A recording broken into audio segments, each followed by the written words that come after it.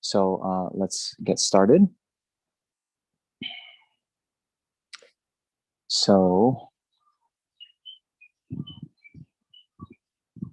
namaste, tashile, and thank you everyone for coming to the first of the series of lectures on the Vajra Cutter Sutra. So yesterday for Losar, we had one session already where we just did a recitation, and we also went through the means to how to recite the sutra in terms of some preliminary prayers, the way to visualize while we're reciting, the motivation with which we recite. But now for the next 2 weekends, we're going to go through the actual words of the sutra. So when we do recite in the future, then we'll hopefully get a little bit more feeling about the meaning of the words we're reciting. Okay. So first, let's just do in a brief way the most important thing before we undertake any activity is to set a very virtuous motivation. So we'll do this more extensively after we do some preliminary prayers, but just for now, please adjust your motivation, thinking that the purpose of my life is to benefit all sentient beings. And in particular, in order that I may be able to free all sentient beings from the oceans of samsaric suffering and lead them to the highest state of enlightenment, I myself must first achieve the state of enlightenment. Therefore, I need to train my mind in all the various causes that lead to enlightenment, particularly the mind of bodhicitta, the conventional bodhicitta, the wish to achieve enlightenment for the benefit of all sentient beings, and the ultimate bodhicitta, the mind realizing emptiness conjoined with that, the conventional bodhicitta. And therefore, in order to accumulate the causes for enlightenment, I'm going to take part in these lectures on the profound holy Dharma, the Prajñāpāramitā Sutra of the Vajra Cutter.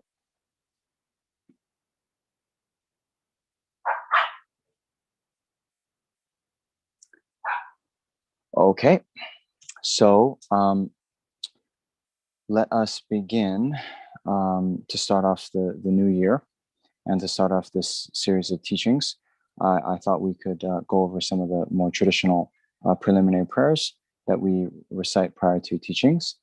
So Shanti, if you can put up the prayers on teaching occasions, we'll do the praise to Shakyamuni Buddha and also then do the Heart Sutra. Okay.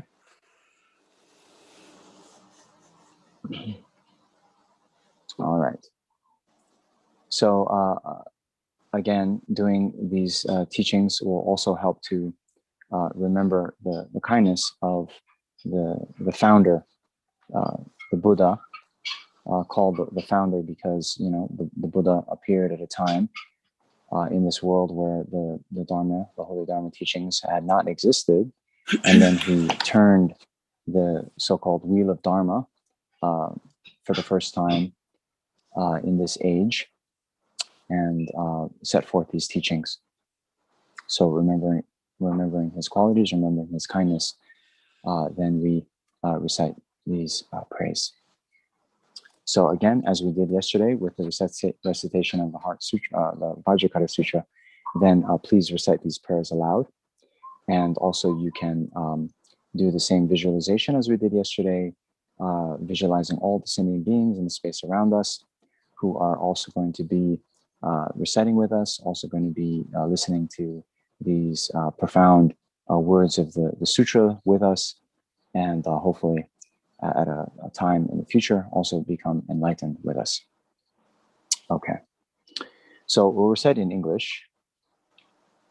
To the founder, the endowed, transcendent destroyer, the one gone beyond, the full destroyer, the completely perfected, fully awakened being, perfect in knowledge and in good conduct, Sugata, knower of the world, supreme guide of human beings to be tamed, teacher of gods and human beings, to you, the completely and fully awakened one, the endowed, transcendent destroyer, the glorious conqueror, the subduer from the Shakya clan, I prostrate, make offerings, and go for creation. To the founder, the endowed, transcendent destroyer, the one gone beyond, the full destroyer, the completely perfected, fully awakened being, perfect in knowledge and in good conduct, Sugata know of the world, supreme guide of human beings to be tamed, teacher of gods and human beings, to you, the completely and fully awakened one, the endowed transcendent destroyer, the glorious conqueror, the subduer from the Shakya clan, I prostrate, make offerings, and go for refuge. To the founder, the endowed transcendent destroyer, the one gone beyond the full destroyer, the completely perfected, fully awakened being, perfect in knowledge and in good conduct, Sugata know of the world, supreme guide of human beings to be tamed, teacher of gods and human beings, to you, the completely and fully awakened one, the endowed transcendent destroyer, the glorious conqueror, the subduer from the Shakya clan, I prostrate, make offerings, and go for refuge. When, O supreme amongst humans, you were born on this earth, you paced out 7 strides. Then said, I am supreme in this world. To you who are wise then, I prostrate. With pure bodies formed supremely, pure wisdom ocean like a golden mountain, fame that blazes in the 3 worlds, whenever the best Lord, to you I prostrate. With supreme signs, face like a spotless moon, color like gold, to you I prostrate. Dust free like you, the 3 worlds are not, incomparably wise one, to you I prostrate. The Savior having great compassion, the Founder having all understanding, the field of merit with qualities like a vast ocean, to you, the one gone to thusness, I prostrate. The purity that frees one from attachment, the virtue that frees one from the lower realms, the one path, the sublime pure reality, to the Dharma that pacifies, I prostrate. Those who are liberated and who also show the path to liberation, the holy field qualified with realizations, you who are devoted to the moral precepts, to you, the sublime community intending virtue, I prostrate. Homage to the Supreme Buddha, homage to the Dharma refuge, homage to the great Sangha, to all 3 ever devout homage, to all worthy of respect, bowing with bodies, as many as all Athens realms in all respects. With supreme faith, I pay homage. Do not commit any non-virtuous actions. Perform only perfect virtuous actions. Subdue your mind thoroughly. This is the teaching of the Buddha. A star, a visual aberration, flame of a lamp, an illusion, a drop of dew, or a bubble, a dream, a flash of lightning, a cloud. See, condition things as such. Through the merits of through these merits, may sentient beings attain the rank of all seeing, subdue the full faults, and be delivered from samsara's ocean, perturbed by the waves of aging, sickness, and death. Okay, so now we'll do the Heart Sutra. And so at the very least, as we did yesterday, there's that mantra that multiplies the recitation, the power of the recitation. Have you all memorized that by now? So it's Tayata Om Dare Dare Bendare Soha. So before we recite, we can recite that 7 times. Tayata Om Dare Dare Bendare Soha, Tayata Om Dare Dare Bendare Soha, Tayata Om Dare Dare Bendare Soha, Tayata Om Dare Dare Bendare Soha, Tayata Om Dare Dare Bendare Soha, Tayata Om Dare Dare Bendare Soha, Tayata Om Dare Dare Bendare Soha.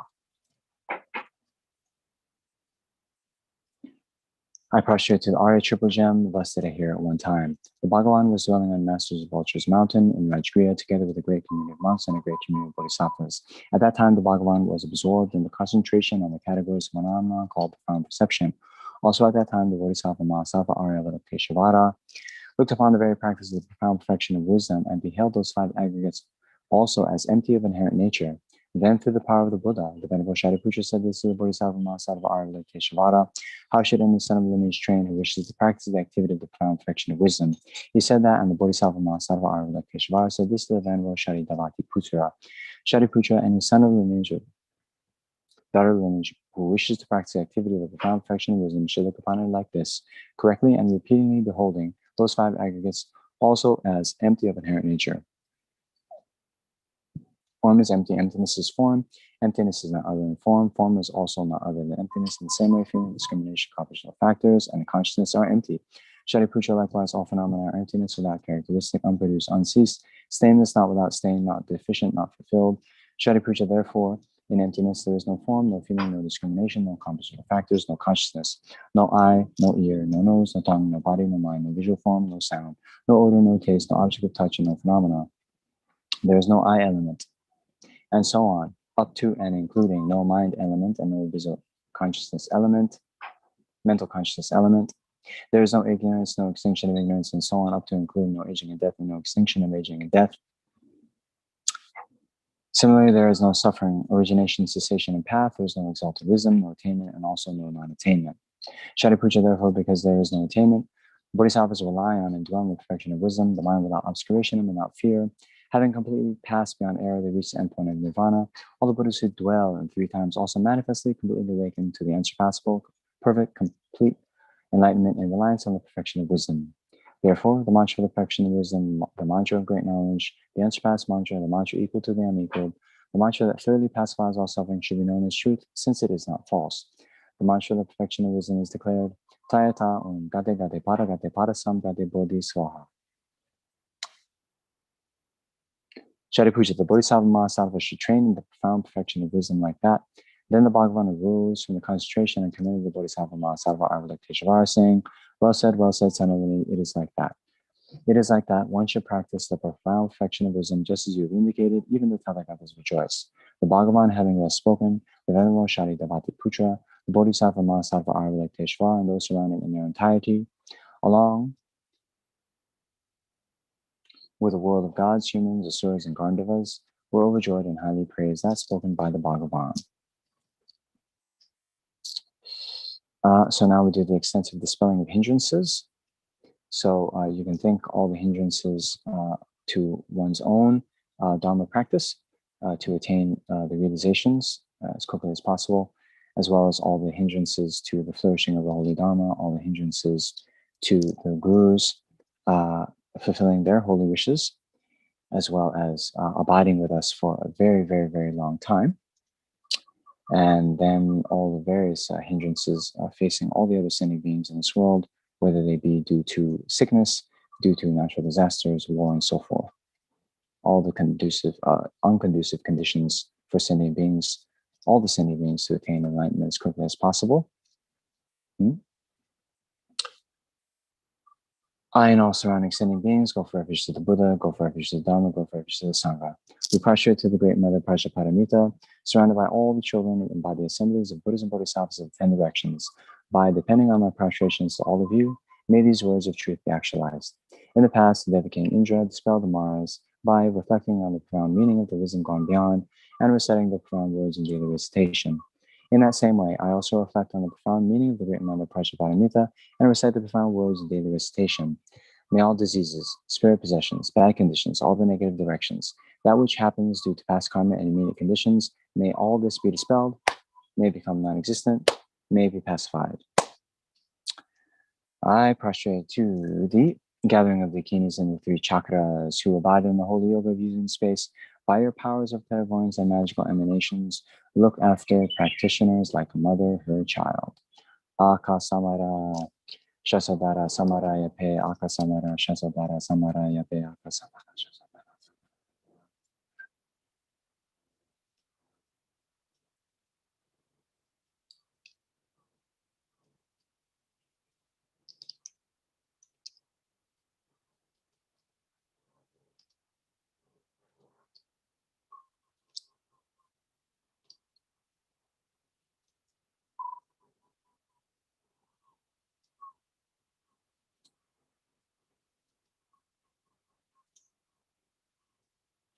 Akasamara Shasadara Samaraya Pe Tayata Gade Gade Parasam Gade Bodhisattva. By the teachings of the 3 supreme jewels possessing the power of truth, may inner and outer hindrances be transformed, may they be dispelled, may they be pacified. Shintam Kuriye Soha. May all negative forces opposed to Dharma be completely pacified. May the host of 80,000 obstacles be pacified. May we be separated from problems and harmful conditions to Dharma. May all enjoyments be in accord with the Dharma. And may there be auspiciousness and perfect happiness here, right now. And so lastly, let's do the refuge in bodhicitta.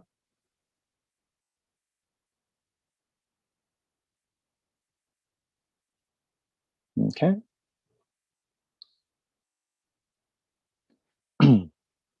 I go for refuge until I am enlightened to the Buddha, Dharma, and the Supreme Assembly.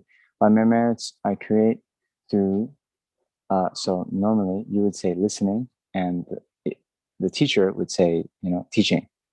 But, well, okay. By the merits I create through teaching the Dharma, may I become a Buddha in order to benefit all sentient beings. I go for refuge until I'm enlightened to the Buddha, the Dharma, and the Supreme Assembly. By my merits I create through teaching the Dharma, may I become a Buddha in order to benefit all sentient beings. I go for refuge until I'm enlightened to the Buddha, the Dharma, and the Supreme Assembly. By the merits I create through teaching the Dharma, may I become a Buddha in order to benefit all sentient beings.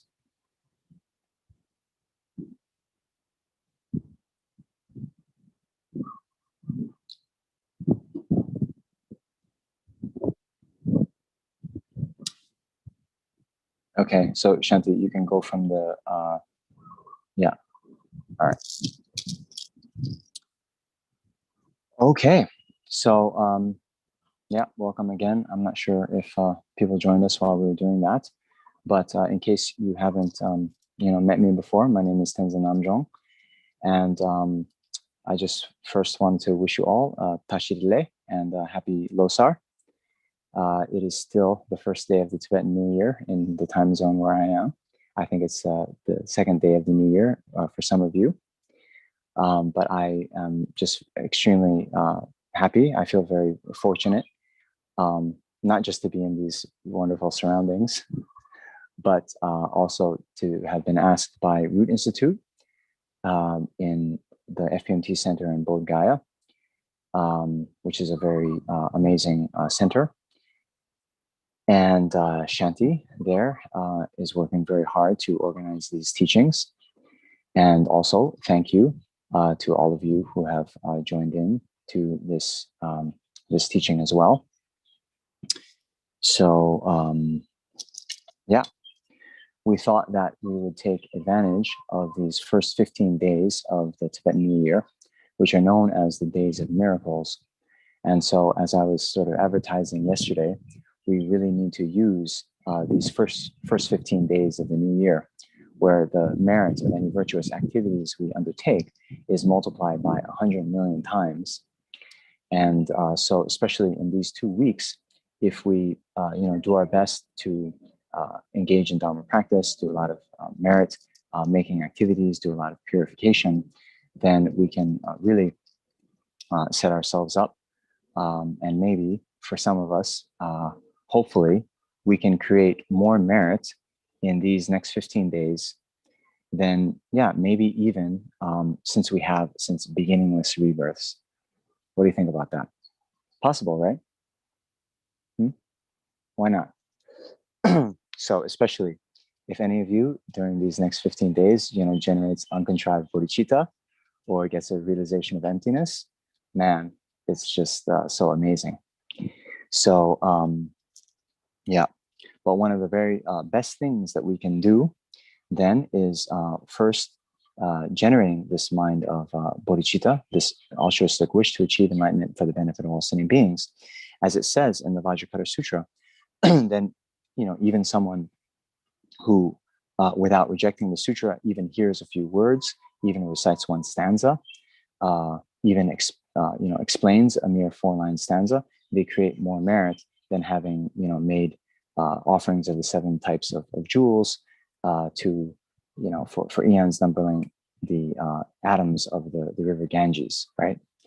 So it's just a really tremendous precious opportunity that we have, because we have all the outer conditions. We all have achieved the precious human rebirth, which is characterized by all the 8 endowments, the 8 freedoms and the 10 endowments. We have the inner condition of having a body and mind with enough intelligence that we can engage in these kinds of teachings. We are born in a time and a place where we have access to these Dharma teachings, and these Dharma teachings that have been taught by the Buddha still exist in the world. We have the outer condition of meeting perfect Mahayana gurus like His Holiness the Dalai Lama and Lama Zopa Rinpoche.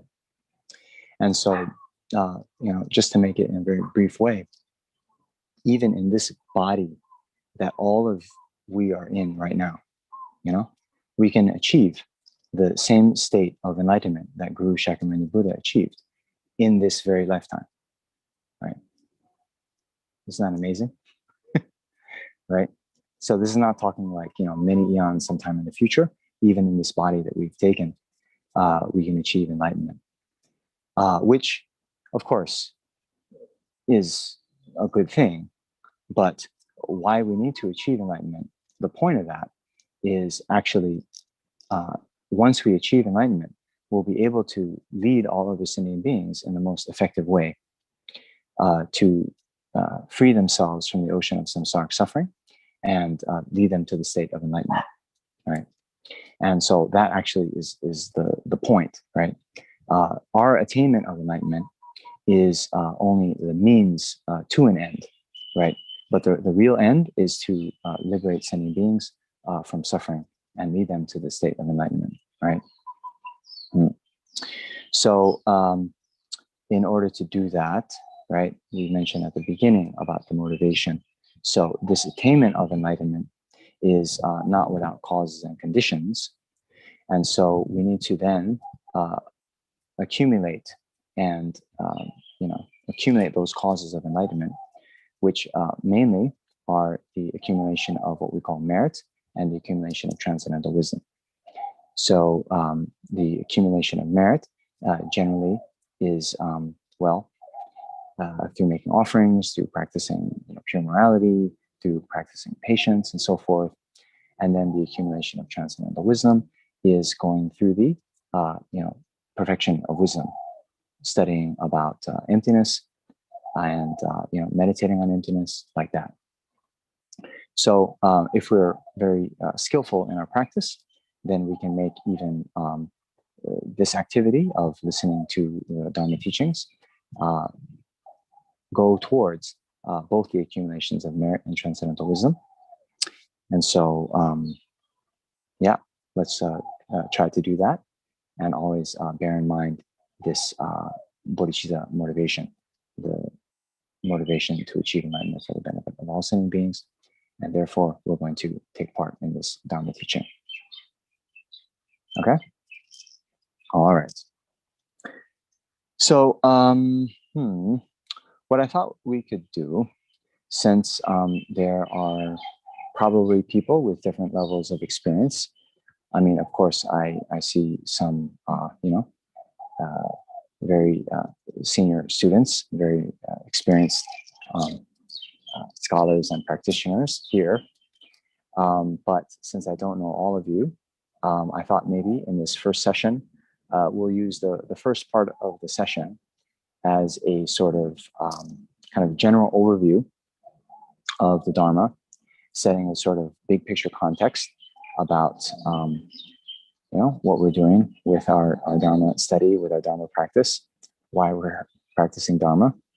And then I wanted to then transition into a more specific introduction about the Prajñāpāramitā Sutras in general, and then this Vajra Cutter Sutra in particular. And then, let's see how much time we have. But that might be all we can get to today. And then definitely by tomorrow, we'll be diving into the sutra. So we have 4 two-hour sessions of commentary on the sutra. And it's a very extensive sutra. It's a lot of material in there. So I'm probably not going to have the opportunity to go through every single word. But my hope is I was going to select certain key passages and explain these passages. And then once you sort of understand, and there's a few kind of tricks of the trade, once you understand certain passages, then you apply that knowledge to the other parts of the sutra. And then when you read the entire sutra, you'll be able to understand it completely. How does that sound? Okay, all right. Okay, but first, let's start with a general introduction. So the great Indian master, Arya Nagarjuna, he says in his Mula Majjhimika, or the fundamental wisdom of the middle way, he pays homage to the Buddha, saying, enthused by great compassion, you taught the holy Dharma to overcome all wrong views. To Gautam Buddha, I prostrate. So I mention that actually His Holiness the Dalai Lama, he has said that when he wakes up in the morning, the first thing he recites is this one stanza from Nagarjuna. And actually, this one stanza is a quite complete encapsulation or summary of the entire Buddha Dharma. So I always like to give an introduction of the Dharma by means of this one stanza. So here we have enthused by great compassion. Okay, so here, great compassion is, well, in general, compassion is the wish that others be free from suffering. So here, the Buddha, enthused or motivated by great compassion. Now, the great in the great compassion means that the Buddha's compassion extends to all the sentient beings, not just, most of us, we sort of separate or divide sentient beings into the categories of friend, enemy, stranger. For the Buddha, there is no such categories. And even the great Indian master Dhammakirti says that, you can imagine if the Buddha on one side was being massaged with sandalwood oil, and on the other side, someone was stabbing him with a knife, then from the Buddha's side, his love, compassion, and concern for both of those beings would be the same. Okay, so the Buddha's compassion extends to all the sentient beings, and regardless of whether or not they benefited him in the past, regardless of whether or not they, praise him or make offerings to him. And so this is one aspect of why the Buddha's compassion is great. And then the other element of the Buddha's compassion is that, many of you are familiar with the four immeasurables, right? So we say this, may all sentient beings be free from suffering and the causes of suffering, right? So that's the sort of, general way that it's presented. But some of you might know from the Jorche, or the preliminary practices, that each of the four immeasurables then has, four parts, four divisions, four different ways of generating it, right? So we can say, right, normally we say, how wonderful it would be if all sentient beings were free from suffering and the cause of suffering, okay? So that's a kind of wish, right? How wonderful would it be? And then we think, may all sentient beings be free from suffering and the cause of suffering, right? And then the third, I myself will lead all sentient beings to be free from suffering and the cause of suffering, okay? You understand? And then we say, please, Guru Buddha or Guru Deity, bless me that I may be able to lead all sentient beings to be free from suffering and the cause of suffering, okay? Right? You've seen that before, right? The four parts of each of the four immeasurables, right? And then you do that with not only compassion, but love, and then sympathetic joy and equanimity, right? Okay. So it is said then, we have these four, right? The four into four, right? So this second one of, may all sentient beings be free from suffering and the cause of suffering, okay? So that type of compassion is found in what we call the so-called Hinayana Arhats, okay? So it's a wish, may all sentient beings be free from suffering and the cause of suffering. But the third one, right? I myself will free all sentient beings from suffering and the cause of suffering. That is a unique feature of the Mahayana practitioner, okay? Some of you heard this before? Okay, right? So here, the difference is, right, the Mahayana practitioner, right, takes on personal responsibility to free the sentient beings from their suffering and the cause of suffering, right? Whereas, just saying, oh, may it happen, right, is not taking on the personal responsibility oneself. In the traditional Indian text, there is an analogy given where they liken it to a mother whose child has fallen into a pool of sludge and filth, but the mother cannot swim. And so when the child falls in, the mother obviously is distressed and says, oh, will someone save my son? Will someone save my child? But nonetheless, since they can't swim, they don't jump into it. But the father then, when he arrives, since he knows how to swim, then not only does he have the thought, may my son be freed, but actually jumps in and takes the responsibility to do it, right? So this is the sort of difference between the compassion practiced by the Hinayana practitioner, which is to say, it's not that they don't have compassion for sentient beings. They do. They have, probably, well, definitely more compassion than myself, and maybe a lot of us who claim to be practicing Mahayana, right? They have amazing qualities, but this extra, the father-like compassion, or this compassion that takes on the personal responsibility to free sentient beings from their suffering. This is a unique feature of a Mahayana practitioner.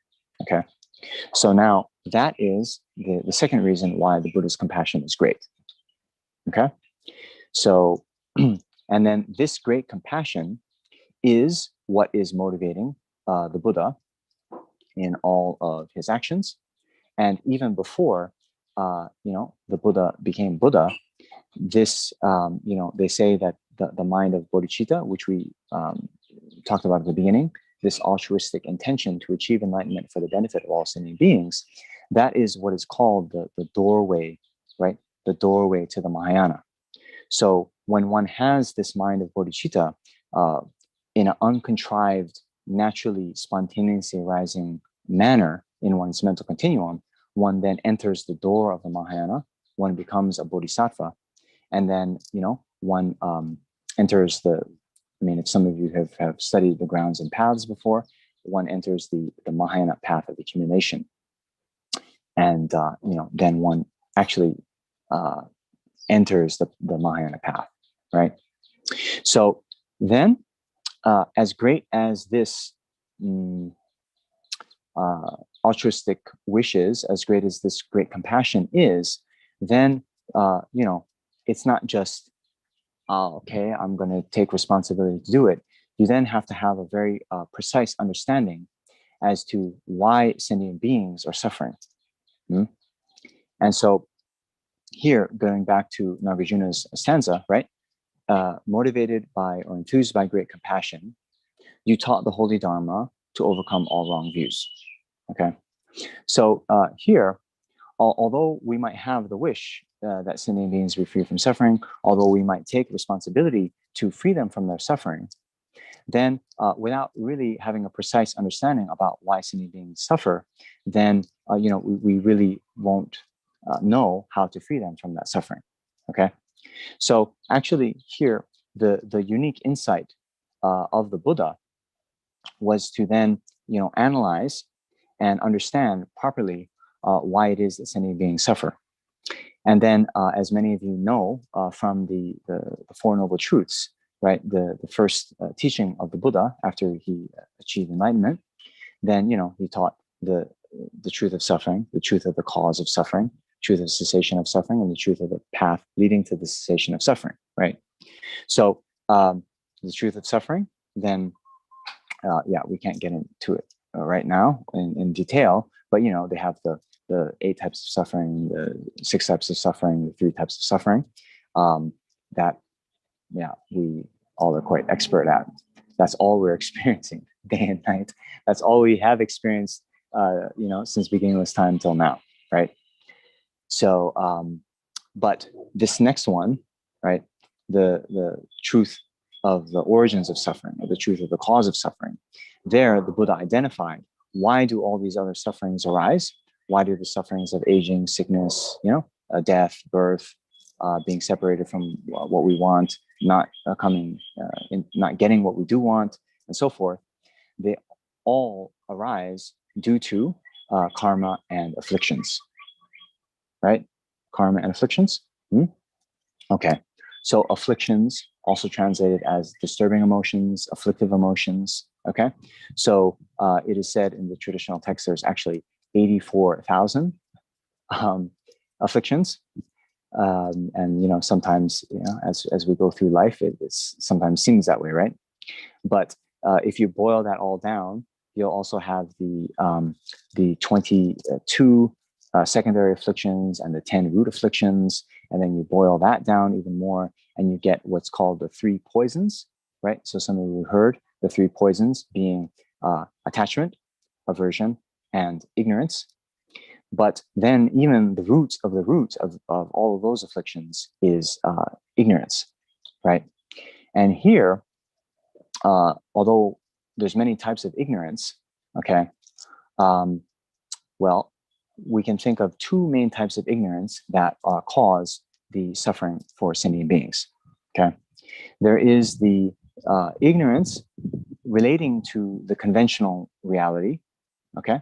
So conventionally speaking, and we'll go into what the conventional ultimate reality is in a little bit, but conventionally speaking, sentient beings, ourselves included, have ignorance about what are the causes of suffering and happiness, respectively. And in particular, most people don't understand how virtue and non-virtue are the causes of happiness and suffering. And therefore, because of that level of ignorance, then we and other sentient beings engage in all sorts of negative actions, thinking that's going to bring happiness for us in the future, but actually it only causes more suffering, right? Whether it be, I don't know, with a mind of attachment to the taste of animal flesh, we then engage in killing. With the thought of attachment, we then cheat on our romantic partners. All these kinds of ignorance about what the actual effect of those actions will be, then we engage in negative actions, which then ripen as suffering in the future. Okay. All right. So because of that, then as we saw in the prayers for teaching occasions, there's that other very famous stanza from the Dhammapada: do not commit a single negative action, accumulate a host of perfect pure actions, right? To thoroughly subdue one's own mind. This is the teaching of Buddha, right? So those first 2 lines, is very much emphasized by the Buddha, so that we can first, turn away from non-virtue and accumulate virtue, so that we can at least temporarily, even while we're in samsara, not experience the very gross and unbearable suffering of particularly getting reborn in the lower realms. Okay. All right. So then the second type of ignorance is the ignorance about how ourselves and other phenomena exist. Okay. And so not to sort of jump the gun here, but I'll just at least say the proper words, right? The root of samsara is an ignorance that is not just a mere not knowing, but is actually a reification or a superimposition, right? Superimposition that holds a mode of existence of ourselves and other phenomena above and beyond what's actually there. Okay, so hold on. Okay, in reality, and many of you heard these words, right? That everything is merely labeled by the mind, right? Everything is merely designated by the mind. Everything is a mere imputation. Everything is a dependent arising, right? We hear that, okay? But actually, the way that we sort of live our lives, we have an innate innate means not thinking about philosophical views and coming to a conclusion, but a very natural, spontaneous sort of grasping on to phenomena as being intrinsically, inherently, objectively, right, real.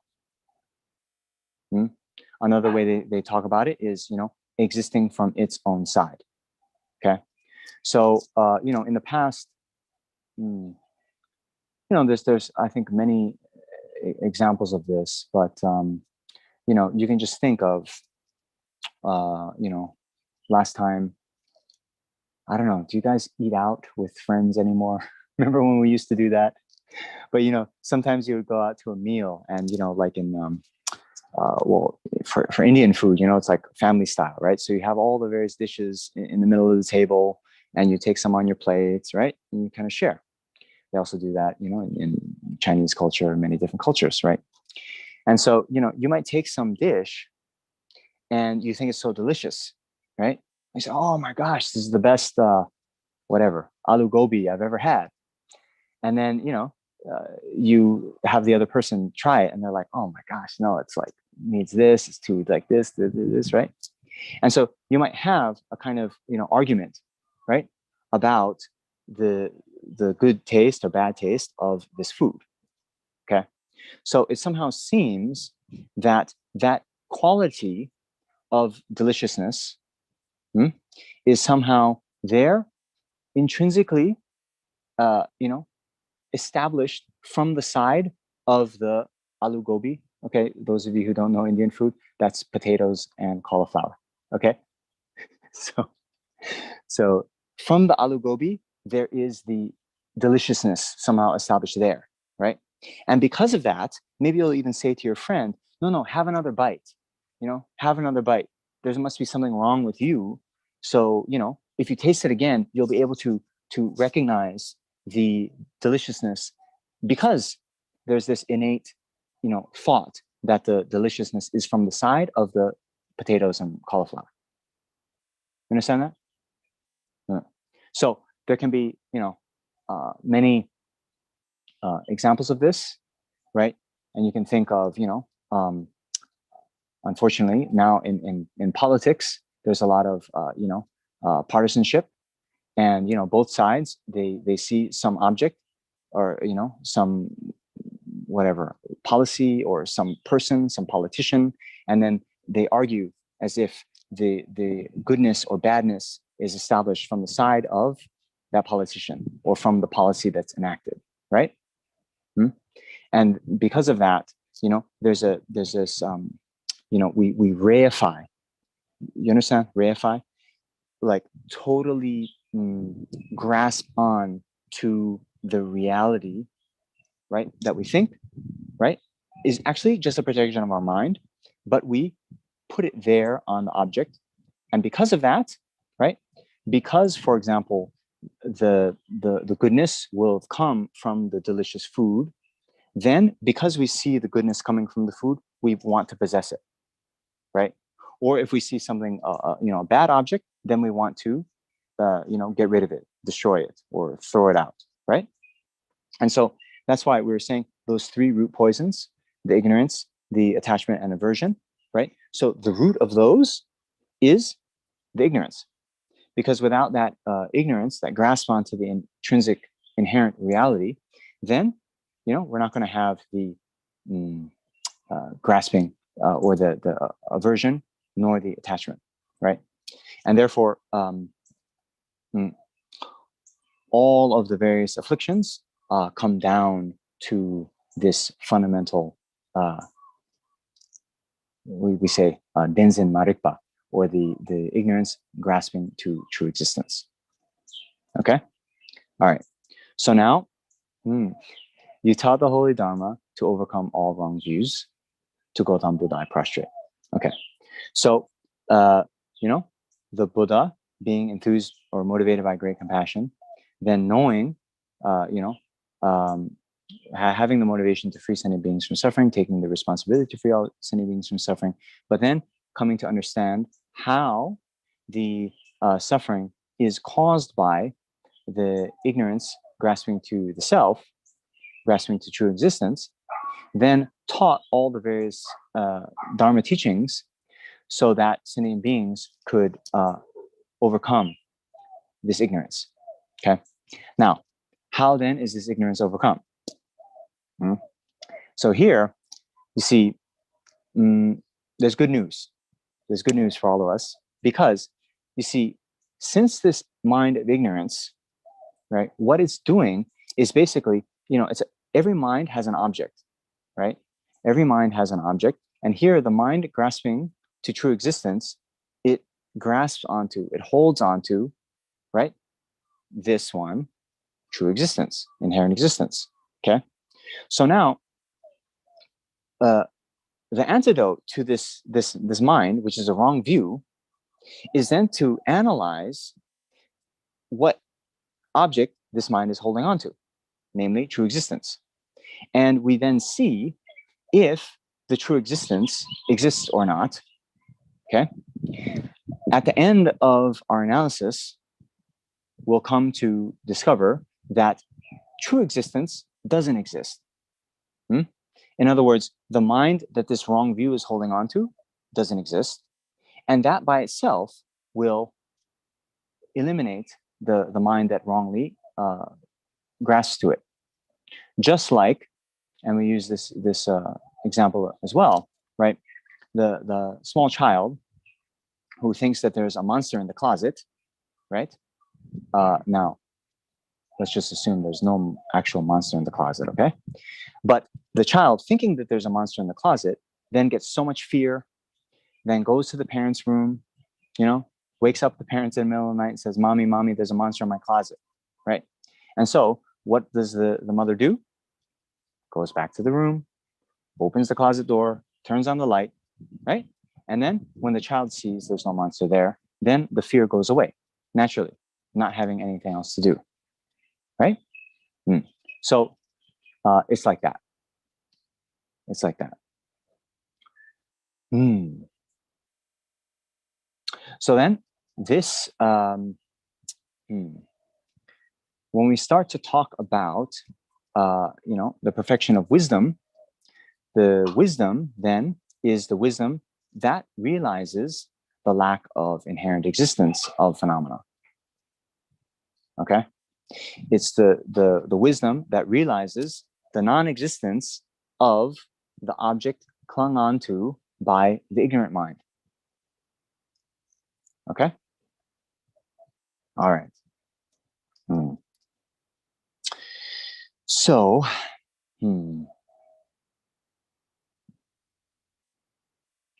so that's why we care about, learning about emptiness. That's why we should care about, studying these Prajñāpāramitā Sutras, okay?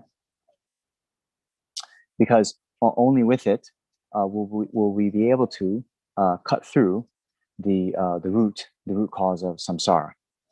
All right.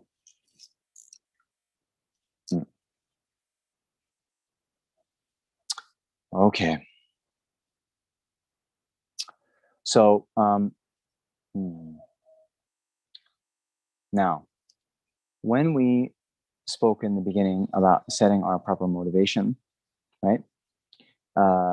And having the motivation of wishing to achieve enlightenment for the benefit of all sentient beings, then it's important to know that, again, we can't just have this wish to achieve enlightenment for the benefit of all sentient beings, but we have to then, traverse the path, as it were. So even that mind of bodhicitta, or that altruistic wish to achieve enlightenment for the benefit of all sentient beings, there's the so-called wishing bodhicitta, and then there's the engaging bodhicitta. So the wishing bodhicitta is just, they liken it to, for example, just wishing to go to a certain destination and then actually undertaking the journey. Okay. So as great as is, having the wish to achieve enlightenment, we have to accumulate the causes. Okay. So here, the great Tibetan master, Lama Zopa, he says in his 3 principles of the path that, without recognizing the ultimate nature of reality, right? Even if one has the mind of renunciation, which is the mind that wishes to achieve, mere liberation from samsara for oneself alone, right? Or bodhicitta, this altruistic wish to achieve enlightenment for the benefit of all sentient beings, right? Without the wisdom, realizing ultimate reality, one cannot cut the root of samsara. Therefore, the wise, make effort in realizing dependent arising. Okay, I think many of you know that prayer, the 3 principles of the path, right? So this, further, says the meaning, the significance, the need to realize emptiness. So here, although we are saying that the ignorance grasping to true existence is the root cause of samsara, and actually the ones who are merely interested in gaining liberation from samsara will then, mainly train to realize emptiness and then abandon that ignorance, after which they achieve nirvana. They no longer have to take rebirth within samsara ever again, right? But even more so, for Mahayana practitioner as well, one needs to attain this realization of emptiness, because not only do the Mahayana practitioners have to abandon the ignorance grasping to true existence, but since their main object of attainment, the main thing they're trying to accomplish through their practice is the attainment of Buddhahood. The attainment of Buddhahood is going to come only from abandoning what we call here's some terminology for you, the cognitive obscurations. Okay, we have the afflictive obscurations, which is the afflictions and their seeds. Okay, so sorry, a little bit more terminology. Okay, all right. So we have 3 things here. Okay, we have the ignorance, right, that grasps onto true existence. Okay, and then we have what you'll see in the text as referred to as their seeds. Okay, so the seeds is not a mind, right? But the seeds, rather, you can think of the potential for the mind of ignorance to arise again in one's mental continuum. Okay, so I like to just give an example. Like right now, for example, I'm not angry. Okay, but I have not abandoned the seeds of anger, right? And therefore, in the future, if I meet with certain conditions, there's a possibility that I get angry again, right? Okay, so there's no sort of manifest anger at this moment, but since there's still seeds, there's still a possibility for me to get angry in the future. Okay, all right. So here, to attain liberation from samsara, or to attain arhatship, then one needs to abandon the afflictions, and one abandons the seeds of the afflictions, such that it's impossible for them to arise again in one's mental continua in the future. Okay, and so whereas there can be, and I think some of you who have studied a bit more extensively, there will be some sort of practices where one attains like the form and formless concentrations, where through the power of single pointed concentration, one can temporarily suppress the manifest afflictions from arising, as long as one has that samadhi, that shamatha. As long as one has that, then it's impossible for those afflictions to arise manifestly. But the seeds of the afflictions have not been abandoned. They haven't even been touched actually by those form and formless realm concentrations, right? So to abandon the seeds of the afflictions, one can only do that through the not only realization of emptiness, but actually the direct realization of emptiness, right? Then one starts, after one achieves the so-called path of seeing, then one starts to abandon the seeds of the afflictions as well, okay? And then for one on the Shravaka or the Pratyeka Buddha path, okay, then the attainment of arhatship or liberation comes when all of the seeds of the afflictions are abandoned, okay? Sorry, if some of you have not studied grounds and paths before, then there might be some new terminology. But anyway, maybe we'll have some time to get into that later. But since there are a few people who have studied extensively before, I thought it would just be good to give them set some context for them as well, right? Okay, but even that, right? Even those arhats who have abandoned the seeds of the afflictions, okay, they still have what is called the bhakcha, or the oh man, I forget how they translate it. Bhakcha, imprints, yes. The imprints of the ignorance grasping to true existence, okay? And so now what this is, the analogy they give is, if you put in a plastic container the like very smelly type of food like onions and garlic, right? You put it in a plastic, like a Tupperware container. You put that out in the sun for a few hours, right? And then even after you throw away the onions and garlic, there'll still be a stench there, right? Still some aroma, right? So in the same way, because we have had these ignorance grasping onto true existence since beginningless time, even after these arhats abandon the afflictions along with their seeds, there still are these imprints. And those imprints of the grasping to true existence is what we call the cognitive obscurations, or the obscurations to omniscience, okay? Which is, just in another way, the main obstacle that prevents someone from becoming an omniscient Buddha, okay?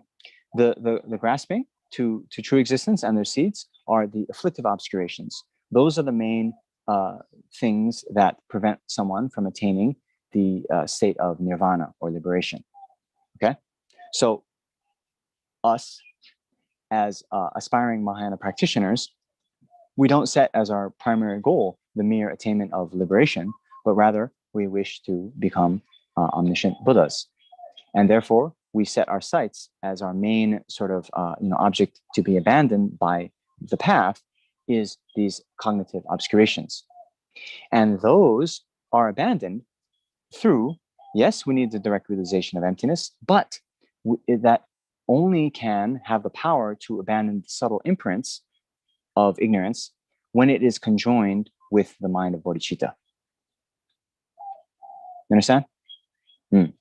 So here, some of you might have studied tenets before, and in the tenet systems, the pinnacle, there's 4 main tenet systems, right? The Vaibhashika, Sautrantika, Chittamatra, and Majjhimaka. And then of the Majjhimika, there's 2. There's the Sautrantika Majjhimika and the Prasangika Majjhimika.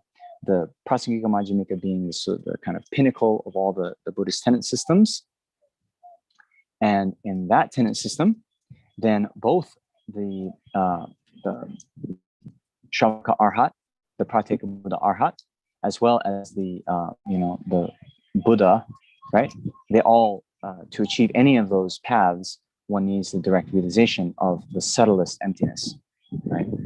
Whereas other tenet systems, like the Sautrantika Majjhimika, then they don't assert that in order to achieve the lower liberation of personal liberation for oneself alone, they assert that one doesn't need to realize emptiness, and one can merely on the realization of the selflessness of person, just with that, they can achieve arhatship or liberation. Okay? But that's not the system that we're following. We're following the Prasangika Majjhimika system. So anyway, I went into all of this to just kind of illustrate and set the context of why, we need to realize emptiness. We need to realize emptiness because we want to achieve enlightenment. And the point of even achieving enlightenment is so that we can then lead all sentient beings to do the same. Okay? All right.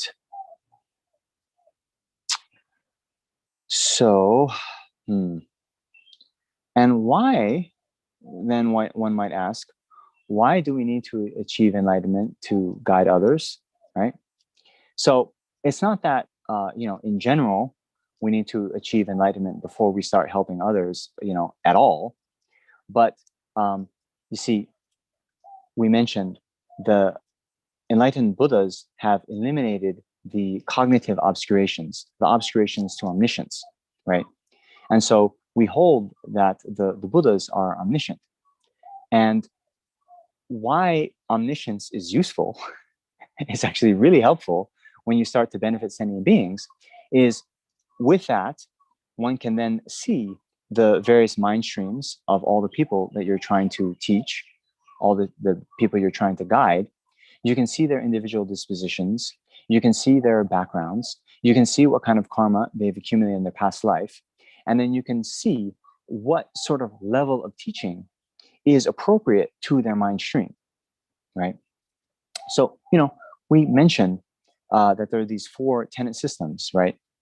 And they differ in level of philosophical subtlety, right? So then, the question that sometimes comes up is, well, if the Prajñāpāramitā Madhyamika is the best and the only sort of correct view, and actually we hold that in order to achieve enlightenment, in order to even get liberation, one has to realize emptiness according to this Prajñāpāramitā Madhyamika view, then, why would you sort of waste your time with any of the, so-called lower tenet systems, right? Anyone know? So here, the point is, this the view that is described by the Prajñāpāramitā is, as Lama Zopa Rinpoche says, so subtle, right? It's so subtle how phenomena exist. He often says, I think I cracked my voice there, but he says it's almost like phenomena don't exist, right? We say that everything is just merely imputed by the mind.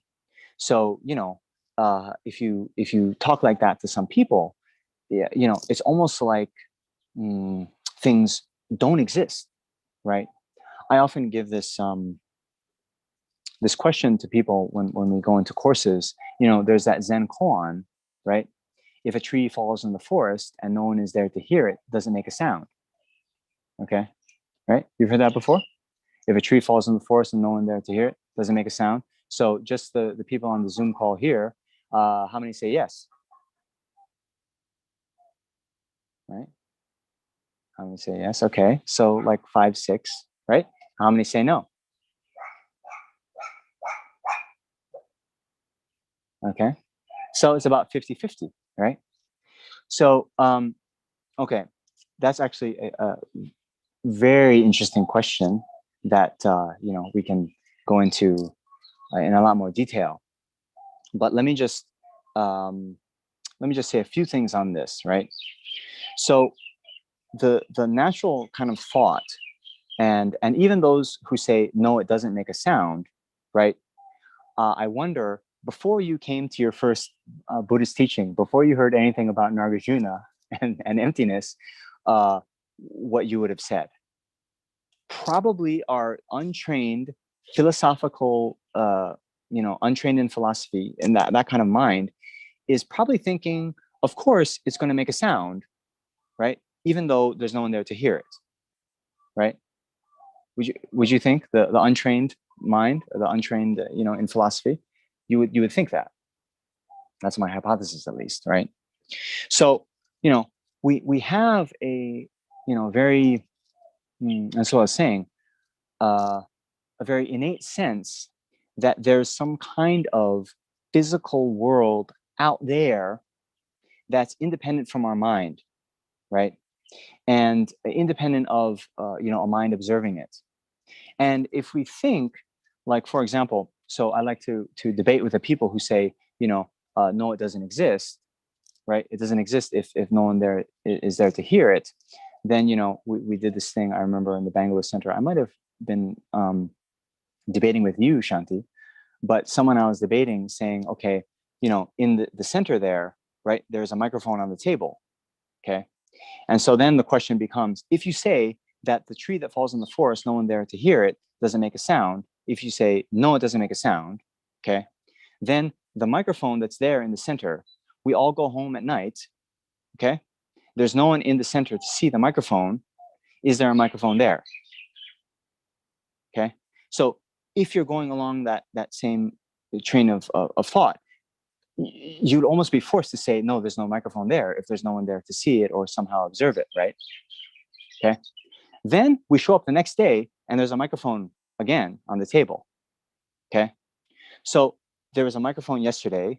When we all went home, there's no microphone. Then we show up the next day, there's a microphone again. So is that microphone that's there now, is it a physical continuation of the microphone that was there yesterday? It is.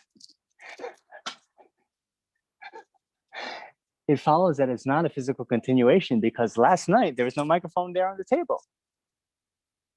Okay, anyway, this is not the time to debate it. But you see, oh man, I'm getting excited, like we love debate. It's been a long time since I debated because even last year at SETA, we didn't have debate for the whole year. Anyway, the point is, and I'm not going to get into all this, but the point is there is this sort of, innate kind of, feeling, a sense that there is this intrinsic objective reality independent from our minds, right? Okay. And so if then, the Buddha comes out and says, right, Prasangika Madhyamika, no, it's merely imputed by the mind, right? Nothing exists inherently. Nothing exists, independent from the mind labeling it, right? People will get a little bit freaked out, right? And they'll think that, this is almost a nihilistic view, right? Because if we say that, for example, things are merely imputed by the mind, then, this cup, which unfortunately is empty, right? Then I could call this a full cup, right? If it's just merely imputed by the mind and there's nothing from the side of the object, right? Then what's stopping us from labeling, anything, everything, right? That's the thought. And then if anything can become everything, then everything becomes nothing, right? And therefore that's falling into a type of nihilism. And we then have destroyed the kind of our ordinary experience. And then, nothing makes sense. Or so some people would think, right? So because of that, because the deepest and most subtle philosophical view presented by the Prasangika Madhyamika is so subtle, I won't do the high voice again, right? Then the Buddha, as a means to train the disciples in a gradual way, gave these 4 different levels, these 4 different tenet systems, each of which are so like stepping stones or ladders, rungs on a ladder, steps to more and more philosophically subtle views. Okay, but how is he able to do that? Through his omniscient mind, he could then see, oh, this person, yeah, if I teach them the Prasangika off the bat, they're not going to understand. They're going to fall into nihilism. So I'm going to teach them this. Okay, so I know in my own limited experience trying to just parrot the few words I've heard about Dharma to others, I don't have omniscience. I don't have any kind of clairvoyance. So what do? I mean, I teach some version of the Prasangika, but maybe there's some of you now, actually, it'd be better if I didn't even tell you about the Prasangika, and it'd be better if you first learned about mind-only school, right? Don't you think so? So, because of this, it is said that even, the 10th ground bodhisattvas, you understand? So among these levels, even before one attains the Buddha, they're the so-called 10 grounds or the 10 bhumis. So the 10th is those who are right about to achieve full enlightenment. So even those bodhisattvas who are very soon to achieve enlightenment, they still make mistakes in the way they guide sentient beings. You understand? So therefore, we need to, if we're truly serious and sincere about being able to benefit sentient beings in the best way, that's why we need to be enlightened. Because only then will we have the skills, the qualities, the wisdom to guide sentient beings without mistakes. Okay? All right. And therefore, we need to realize emptiness combined with this mind of bodhicitta. And therefore, we're engaging in this course. Understand? All right.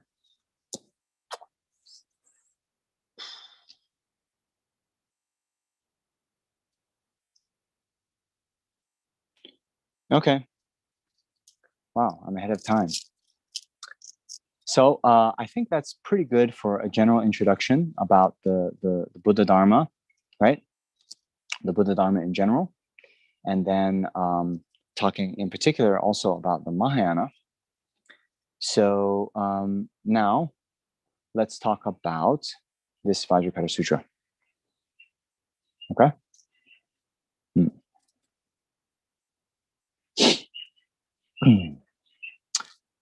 So the Vajra Cutter Sutra. In Tibetan, it's Pakpa Sheraki Parudu Chimpa Doje Chipa Shechawa Tekpa Chempu Do. Okay? So oftentimes, when you read the commentaries, they will put a lot of sort of time into explaining the title of the sutra. And so I will also do that here. Okay. So Pakpa is the Arya. And in general, you might see the Arya, right? So Arya Avalokiteshvara, as we saw in the Heart Sutra. Okay. When we talk about a person being an Arya, then that means, literally, it means like exalted, right? So when we're talking about a person, it's like an exalted being. And why are they exalted? Sometimes you also see it translated as superior. Well, they're exalted because they have a direct realization of emptiness. Okay? So you can have the Arya Shravakas, Arya Prateka Buddhas, and Arya Bodhisattvas, Arya Buddhas, right? And they all have a direct realization of emptiness. Okay. But here, we can think of it as, exalted. So it's just a way of, saying that this is, paying respect for the sutra, that it is, exalted. It's a, wondrous, superior sutra. Okay. And then Sheraki Parutu Chimpa. Okay, so Sherap is wisdom.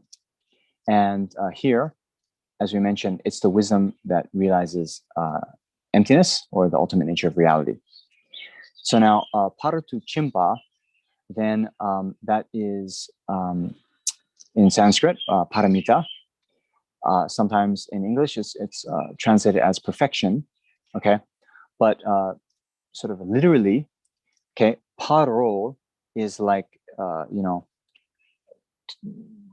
pa is like kind of beyond. So paro tu chimpa, chimpa is to go, right? And it's actually the past tense. So it means gone, beyond. So paro tu chimpa means, to have gone beyond, right? So what are we going beyond? We're going beyond samsara, and we're going beyond even the mere individual liberation. Okay, so the actual Vajracchedikā is the state of enlightenment. Okay, and the real Vajracchedikā, or the real perfection of wisdom, is the omniscient mind of the Buddha. Okay, that has gone beyond, gone to the other shore. You'll also see that. But here, in the of course, in some of the other texts, they'll talk about the Lam Sherchin, right, and the Drebu Sherchin. So the perfection of wisdom of the path and the perfection of wisdom of the result. Okay, so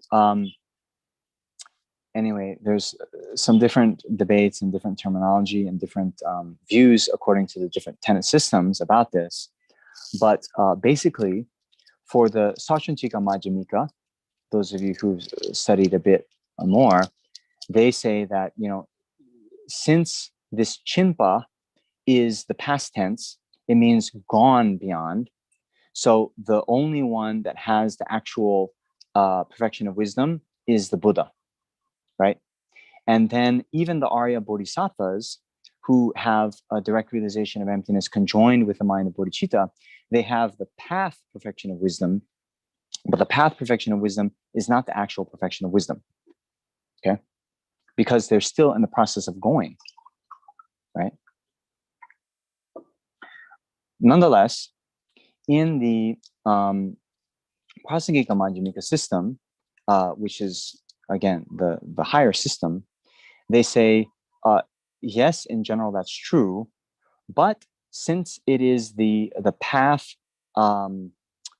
perfection of wisdom that eventually leads one to go beyond, then that they actually consider that also to be the perfection of wisdom.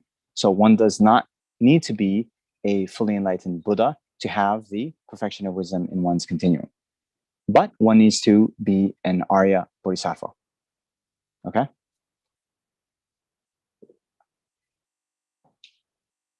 For us, for us who have neither, then, sometimes when we study, there seems to be a lot of debates and, things that are differentiated. That's like, okay, what's the point of that? Well, just know when you study these texts in more detail that these kinds of doubts can come up. For our own level of practice, it actually doesn't matter, right? Our work in trying to traverse the path is the same, right? We still have to generate bodhicitta. We still have to realize emptiness. We still have to meditate on emptiness until we transform that realization from a conceptual one into a direct realization. And we still have to, train our minds for a long time. So whether, when we finally do realize emptiness directly, whether they call that the actual perfection of wisdom or just the, path perfection of wisdom, the point is that we need to generate those minds within our continuum, right? And then, call it what you will, okay?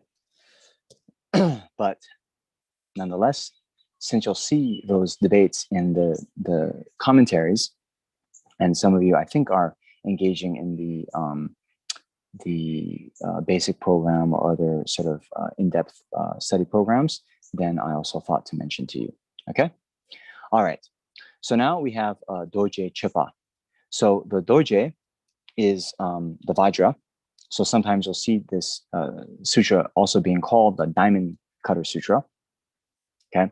So this Dorje then has a few different connotations, okay? And in general, the Dorje has a connotation of being, very hard, very solid, very indestructible, like a diamond. And so here, the wisdom realizing emptiness is such that when one has realized emptiness, then at a certain point, one doesn't then fall into wrong views, right? And so for sure, when we get a direct realization of emptiness, then we will never again, even after if we have a direct realization of emptiness in this life, even if we pass away from this life, we will never again come to believe in true existence. It's impossible. Means belief due to engaging in philosophical tenets. Okay, do you understand? We'll have it's possible that we have an innate grasping to true existence, but an intellectually acquired grasping to true existence will not arise again in the future.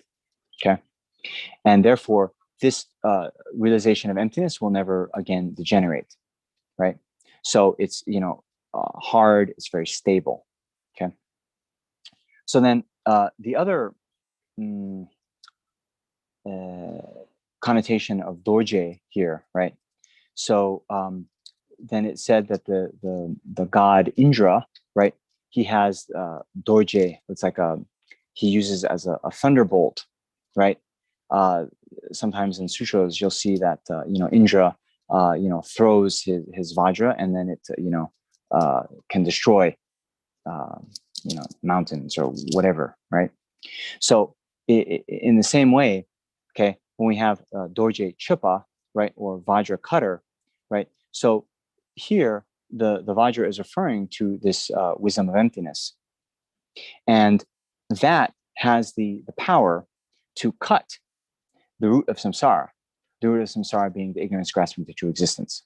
Okay, and in fact, only this realization of emptiness has the power to cut through the root of samsara. Okay, and then we have Tekpa Chempu Do, okay, or Mahayana Sutra, and here yana is vehicle. So in general, like a vehicle can take someone from their current location to a particular destination. So here there's talk of 9 yanas in the Nyingma context, but also we have the talk of the 3 yanas. We have the Shravaka yana, the Pratyeka Buddha yana, and the Mahayana. So each of those 3 vehicles then take a practitioner to a particular destination. You'll also hear Hinayana and Mahayana. So Hinayana has some people say it has a bit of a pejorative or a little bit deprecating those practitioners. I am not meaning any disrespect by it, but sometimes His Holiness has said not to use that terminology, but rather talk about the Shravaka yana, right? So Shravaka is the hearer. So if you know in the Buddha's own retinue, then Moggallana and Shariputra, Ananda, and so forth, they were hearers. And Shariputra, Moggallana, they were hearer arhats. And they're called hearers because they hear, right, the teachings of the Buddha. They put those teachings into practice, and then they attain their own state of liberation. Pratyeka Buddha then is the solitary realizer, and so for them, they're called that because in their last lifetime, before they achieve nirvana, they make special aspirations to be born in a place where the Buddha has not arisen. Okay, because they have actually a little. When they're starting off on the path, they have a little bit of pride that they want to just do it by themselves. So in their final lifetime within samsara, they get born in a place where there's no Buddha. Yet they've met the Buddha and the Buddha's teachings in previous lifetimes. They've put the teachings into practice. So they've realized emptiness. They're very close to attaining arhatship. But in their last life, they do it in a place where the Buddha and therefore the Buddha's teachings also doesn't exist. Therefore, solitary realizer. Okay. So then we have the Mahayana. So if we just bear with me for a second, when we start to talk about the Hinayana versus Mahayana, then the difference here we're saying is the difference in the motivation. Whereas the Hinayana practitioner, which includes both the Shravaka and the Pratyeka Buddha, they their primary goal is to achieve the mere liberation from samsara for themselves alone, right? And whereas the Mahayana, they are motivated by great compassion, wishing to achieve enlightenment for the benefit of all sentient beings. Okay, so that is what Mahayana is. They have the greater aspiration of trying to do it for the benefit of all sentient beings, and because their motivation is greater, then when you talk about the vehicle, it takes them to the different destination of complete enlightenment. Okay, so now when we talk about a Mahayana Sutra, then there's two ways of discussing it. One is that it's a Mahayana Sutra in terms of its tenets. And here, what that would mean is, so, we had the four tenet systems. We had the, Vaibhashika, Sautrantika, Chittamatra, and Majjhimika. Okay. So something Mahayana by tenet system means the Chittamatra and the Majjhimika are the Mahayana tenets. And what the Mahayana tenets expound is they assert both the selflessness of person as well as the selflessness of phenomena. Okay, so yeah, okay, we won't go into that too much, but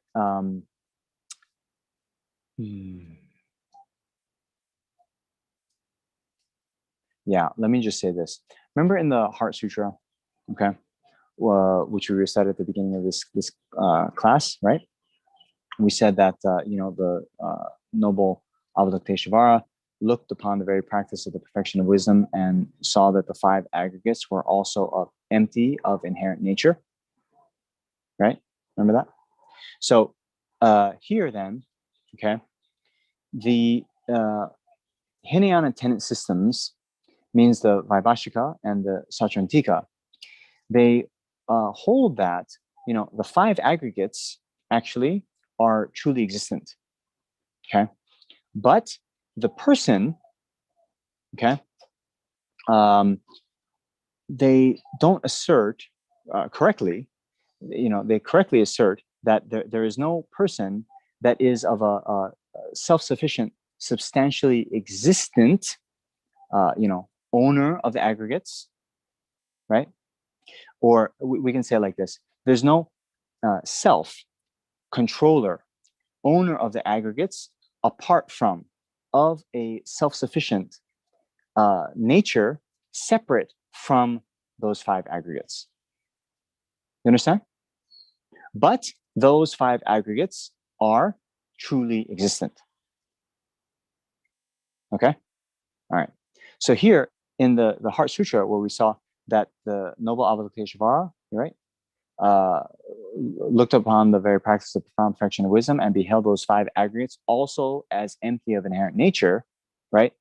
So here, it's not just that, the Avalokiteshvara, the Mahayana practitioner, saw that not only is the person, empty of inherent nature, but also the five aggregates are empty of inherent nature. You understand? All right.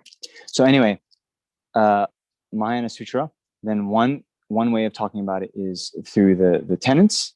Okay. So whereas the Hinayana tenet system, they hold that the person, right, selflessness of person, but they hold that the phenomena actually have self. The phenomena are truly existent.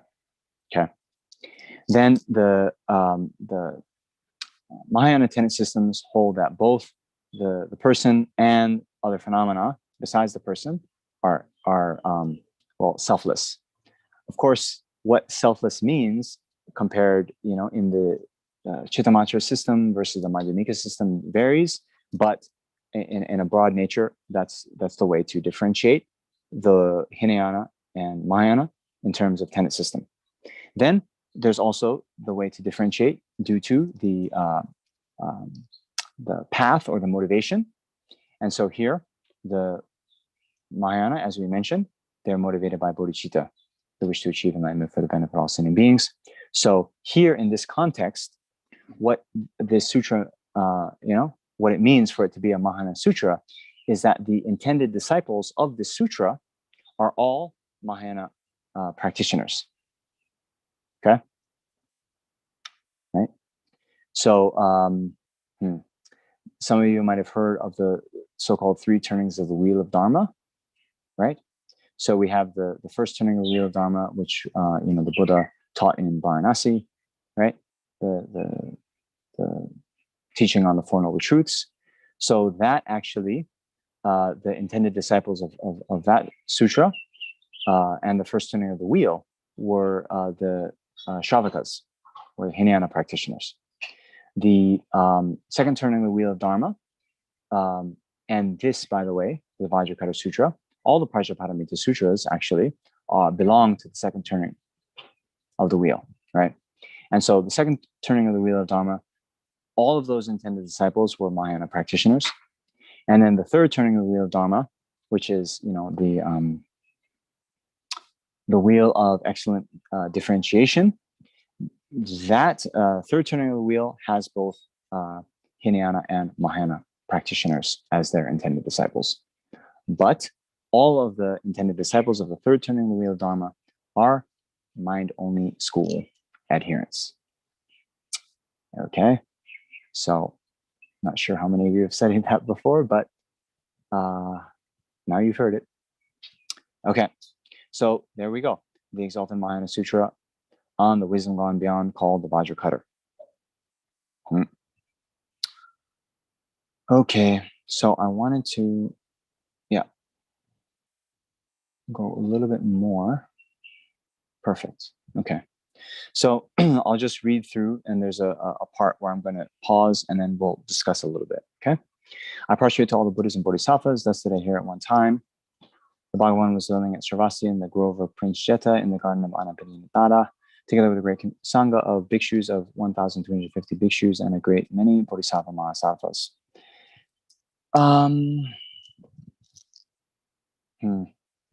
So this is just something kind of nice, just to set the context. So most of the time, when you look at sutras, it'll always have this kind of introduction at the beginning where it describes, the setting, who was there with the Buddha, and so forth.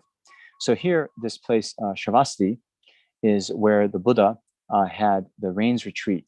So in the summer months, then for 3 months, there was this rains retreat where the monks just kind of stay in one place, because during the monsoon, well, there's a lot of insects that come out, and the monks didn't want to then be walking and traveling all over the place, which would then kill many insects. So they stayed in one place and had the so-called rains retreat, or the summer retreat. So this grove of Pinch Jeta in the garden of Anathapinadada. Okay, so there's a nice story about that as well. So Anathapinadada, then he was a great merchant, and he was a follower of the Buddha, and he knew that the Buddha was looking for a place for the monks to do the rains retreat. And well, they were just traveling around and came upon this grove of the Prince Jeta, and the Buddha was praising this area, and it was very peaceful, great, quiet place, conducive for meditation, and basically mentioned to Anathapinadada, who then went to the prince and asked if this grove or this park was on sale. He wanted to buy it and give it to the Buddha, and the prince refused him. But he sort of insisted, no, come on, tell me your price. And then, as a sort of way to get rid of him, just said, well, if you cover the whole park with gold coins, then I'll sell it to you, right? So he heard that and said, deal, right? So then, he brought his, cart full of gold coins and started to lay those all out. And then, the prince was like surprised, because that was just so so much gold, way over so-called market value, right? And the prince then inquired, like, why would you want to pay so much? And then the Pinadada said that, well, the Buddha was looking for a place to do these rains retreat, so I want to offer it to him. So as the story goes, then he was able to purchase it and gave this tract of land to the Buddha and the Sangha. And then for, I think, about 30 of the rains retreats, then were spent at this very place. Okay. So then in the morning, having put on the lower and upper Dharma robes and carried the begging bowl, the Bhagavan entered the great city of Sravasti to request alms. Then having gone to the great city of Sravasti to request alms, the Bhagavan, after enjoyed alms food and having performed the activity of food, since he had given up the alms of later food, put away the begging bowl and upper robe. He washed his feet, sat upon the prepared cushion, and having assumed the cross-legged posture, straightened body upright and placed mindfulness in front. Then many bhikshus approached to the place where the Bhagavan was, and having reached there, bowing their heads to the Bhagavan's feet, circumambulated 3 times and sat to one side. So if we had more time, we would go into this, but for now, so it's describing here, the alms round. So even the Buddha, he was a completely learned Buddha, but even so, took his begging bowl and walked to the nearby city. And the tradition is that then you have your begging bowl and then you accept whatever food is given to you. And so I had the great fortune to visit Thailand a few times where this practice is still done. And sometimes you get very little. If you are in a city, especially in Bangkok, you get so much because the lay people, they come in with their cars to the gate of the monastery, and they have like a whole cooler full of packed food, and you eat quite well. So the point is here that actually the practice of this is to generate kind of contentment and having few desires. And so the thought is that you would accept whatever is given to you. And then when you go back to the monastery, you then, whatever you receive for that day, you're supposed to mix all those various foods together. Because, what happens, right? Like some of you, my Indian friends, right? You get the big thali, right? The plate of food, you have like 6, different dishes. And then, the mind is always like, oh, this one I like more. Oh, that one, not so good. Oh, that one's too like this, right? And so we're constantly having preferences, right? We have divide the world into things that we like and don't like. And therefore, all the attachment and aversion arise. So as an antidote to that, then this practice of requesting alms was practiced by the monks, right? Okay. So then also at the time, the Venerable Subhuti, joining that very assembly, sat down. Then the Venerable Subhuti rose from the seat, placed upper robe over one shoulder, set his right knee on the ground, bowed, joining the palms toward the Bhagavan, said this to the Bhagavan. Bhagavan, the extent to which the Tathagata are permitted to the Buddha has benefited the Bodhisattva Mahasavas with the highest benefit. The extent to which the Tathagata has entrusted the Bodhisattva Mahasavas with the highest entrustment. Bhagavan is astonishing. Sukata is astonishing. Bhagavan. How should one who has correctly entered the Bodhisattva vehicle abide? How practice? How control the mind? Okay. So here, you'll see in many of the sutras that they all are kind of conversations between one of the Buddha's followers and the Buddha. And the follower, in this case Subhuti, will ask a question, and then the Buddha's answer to that question will form the basis of the sutra. Just like in the the Heart Sutra, we saw that well, it wasn't to the Buddha, but Shariputra asked Avalokiteshvara. But it said, then through the power of the Buddha, the Bodhisattva Mahasava Avalokiteshvara then responded. Okay, so in the context of the Heart Sutra, see, through the power of the Buddha means the Avalokiteshvara's mind was, inspired, means the actual answer was coming from the Buddha, right? So we still hold that the Heart Sutra is a pronouncement of the Buddha. It is a sutra. It is the Buddha's own speech. Okay, but here we have the question and answer with Subhuti and the Buddha himself. Okay, that was said in the Bhagavan said that the Venerable Subhuti, well said, Subhuti, it is so, the Tathagata has benefited the Bodhisattva Mahasattvas with the highest benefit. The Tathagata has entrusted the Bodhisattva Mahasattvas with the highest entrustment. Subhuti, therefore, listen and properly retain in mind, and I'll explain to you how one who has correctly entered the Bodhisattva's vehicle abide, how practice, how control the mind. Having replied, so be it. The Venerable Subhuti listened in accordance to the Bhagavan, and the Bhagavan said this. Subhuti, here, one who has correctly entered the Bodhisattva's vehicle should generate the mind of enlightenment, thinking this: as many as are included in the category of sentient being, born from an egg, born from the womb, born from heat and moisture, born miraculously with form, without form, with discrimination, without discrimination, without discrimination, but not without subtle discrimination. The realm of sentient beings, as many as are designated by imputation as sentient beings, all those I shall cause to pass completely beyond sorrow into the realm of nirvana without remainder of the aggregates. Although limitless sentient beings have thus been caused to pass completely beyond sorrow, no sentient being whatsoever has been caused to pass completely beyond sorrow. Okay. Now, so here,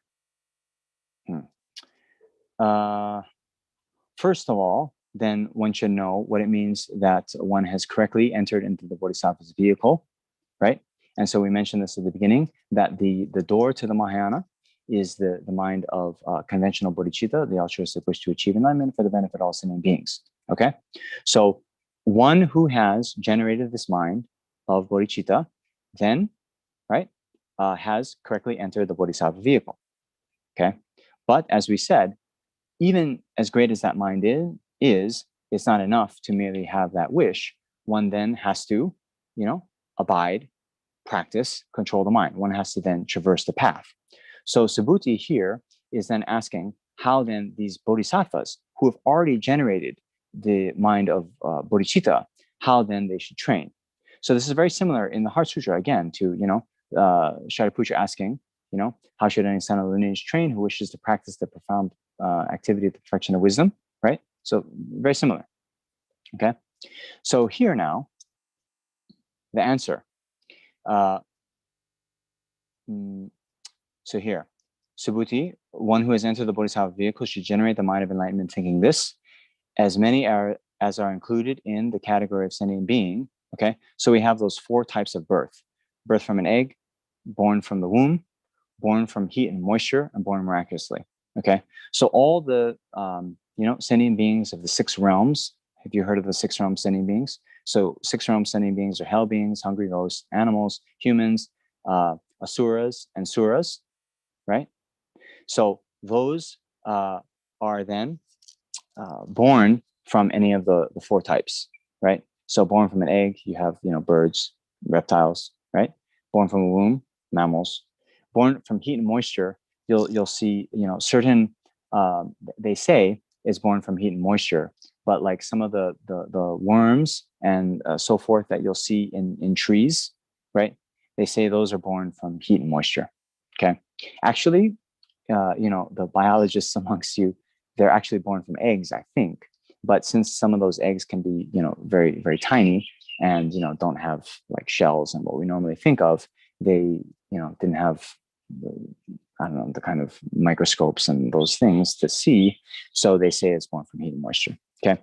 Then born miraculously, then it means sort of, not going through this process of gestation, but like, for example, the beings born in the formless realm, right? Since there's no form there, then as soon as they, there's no, development within the womb or development within an egg, but they just are born sort of instantly.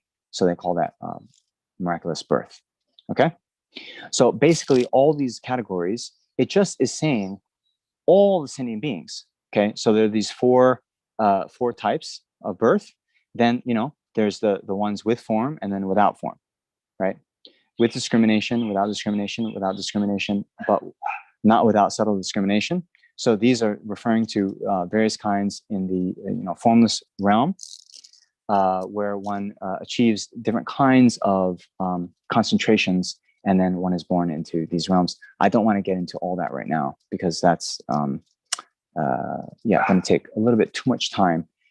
The main point I want to get across here is that these are all the sentient beings are covered in these various categories. So they're saying the realm of sentient beings, okay, all of those I shall cause to pass completely beyond sorrow into the realm of nirvana without remainder of the aggregates. Okay, so here, what is that saying? So you'll see this nirvana with remainder and without remainder. And again, there's some sort of different views on this, but right now, this is the kind of common view that is common between the Madhyamika and the Chittamatra school, right? Where, okay, let's say, for example, in this life, okay, so I am a sentient being. I have not realized emptiness. I'm as samsaric as you can get, right? So this body that I have was projected by the karma and afflictions of the last moment of my previous life. Okay, so this body I have is what we call contaminated, appropriated aggregate. Okay, so even if I attain the state of hinayana or hardship in this life, I don't switch bodies. I still have this body, and so similarly, when you look in the sutras from the disciples of Buddha, then even Moggallana, then he was actually beaten to death, and he experienced a lot of pain as he died. So why is that? And the other arhats would have get sick still because they had this body that is subject to pain and getting sick and decay, right? So when one achieves arhatship in this life, right, then one still has this remainder of the aggregates that has been projected by the karma and afflictions of their last life. Then, after one passes away, since one no longer has the causes of taking rebirth within samsara, the mind doesn't just then get snuffed out, but the mind continues, but one doesn't project another rebirth due to karma and afflictions. And therefore, that after having passed away from their last life, that is what is called nirvana, without remainder of the aggregates. You understand? All right. Although limitless sentient beings have thus been caused to pass completely beyond sorrow, no sentient being whatsoever has been caused to pass completely beyond sorrow. Okay, so now my first question to you is, so here we have to think a little bit, right? Because the Bhagavan, that means the Buddha, is then saying that those bodhisattvas, right? Those who have correctly entered the bodhisattva vehicle should generate the mind of enlightenment thinking this, all those various categories of sentient beings, I shall cause to pass completely beyond sorrow into the realm of nirvana without remainder of the aggregates. Okay? All right. So that aspiration, I will cause all sentient beings, I will, cause all sentient beings to completely pass beyond sorrow into the realm of nirvana without remainder of the aggregates. Okay? That aspiration, right?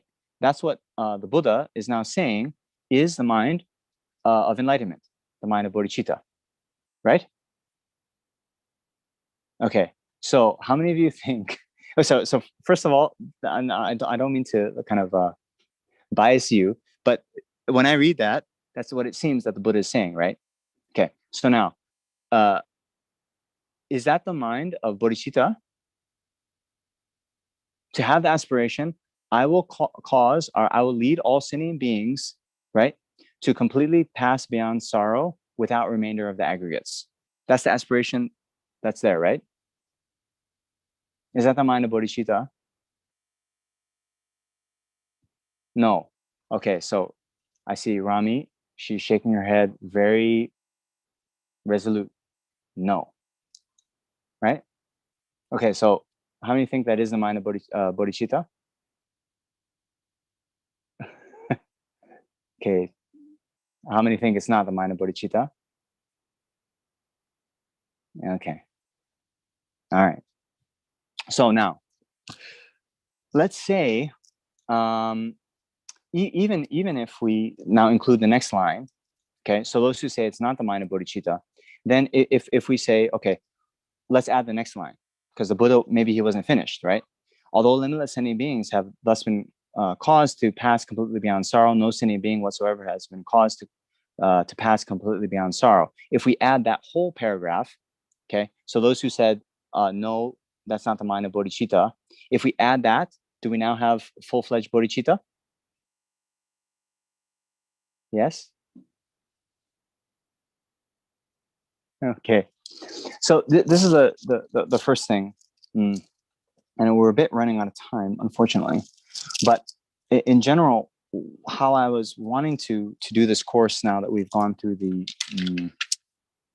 preliminaries, I wanted to bring up some of these doubts, right?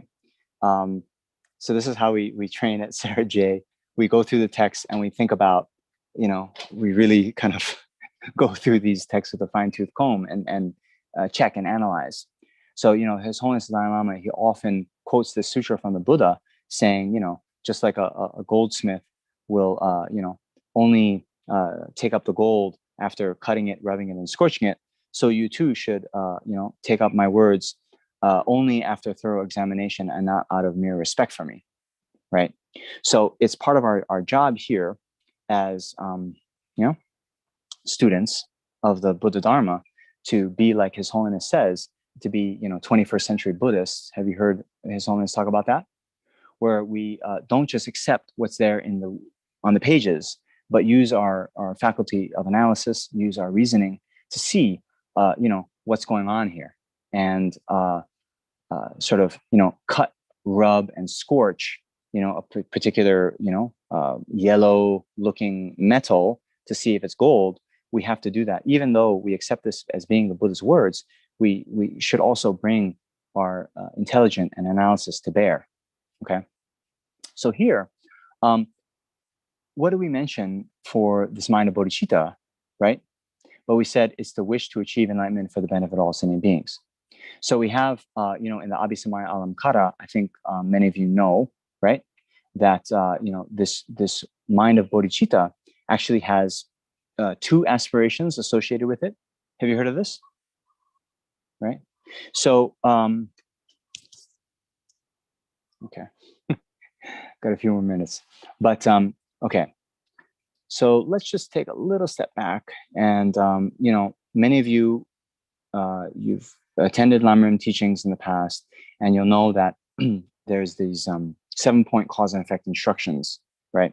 So we have recognizing all sentient beings have been your mother, remembering their kindness, wishing to repay their kindness, generating the Yeong Jampa, which is affectionate love, compassion, the extraordinary aspiration, and then the mind of bodhicitta, right? You've all heard that 7-point cause and effect instructions. So the 7th is the actual bodhicitta. The 6th, this altruistic or superior resolve, laksam ninje, as they call it, that's the one we were saying is the father-like bodhicitta. I myself will cause all sentient beings to be free from suffering. Okay, so this number 6, that's what the one we were saying is the unique mind of the Mahayana practitioner, right? Whereas actually even the 5th step of compassion, may all sentient beings be free from suffering, then the Shravaka Arhats have that one. Okay, but the 6th in the 7 steps, that is an uncommon realization of the Mahayana practitioner. Okay, so that one is what we call the aspiration at the time of the cause of bodhicitta, right? So cause and effect, the cause comes first, and then there's the effect, right? So at that point, when one is trained only to step number 6, one doesn't have fully qualified bodhicitta, right? So, but one has that aspiration to benefit sentient beings and to liberate them all from suffering, right? Okay. Then the time, or the aspiration at the time of actual bodhicitta is what? The wish to achieve enlightenment, right? So therefore we always say, right, I will achieve enlightenment for the benefit of all sentient beings. So the two aspirations are the aspiration to benefit sentient beings and the aspiration to achieve enlightenment, okay? The aspiration at the time of the cause is the wish to benefit sentient beings, and then the at the time of actual bodhicitta is the wish to achieve enlightenment, okay? So without both of those, then one doesn't have full-fledged bodhicitta, okay? All right, so now here, what is the Buddha saying? I will lead all sentient beings to be to pass completely beyond sorrow into the realm of nirvana without remainder of the aggregates. Okay, so one of the two aspirations is there, right? This basically to say I will cause all sentient beings to pass completely beyond sorrow is to say I will, free all sentient beings from their suffering, right? But where is this thought? I will achieve enlightenment. Is that there? Okay.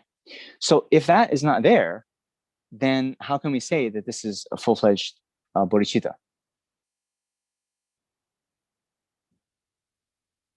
Yet, the Buddha himself is saying the one who has correctly entered the bodhisattva's vehicle should generate the mind of enlightenment, thinking this. Okay. All right. So this is, sorry, I'm turning on my computer because this is similar. Oops, sorry.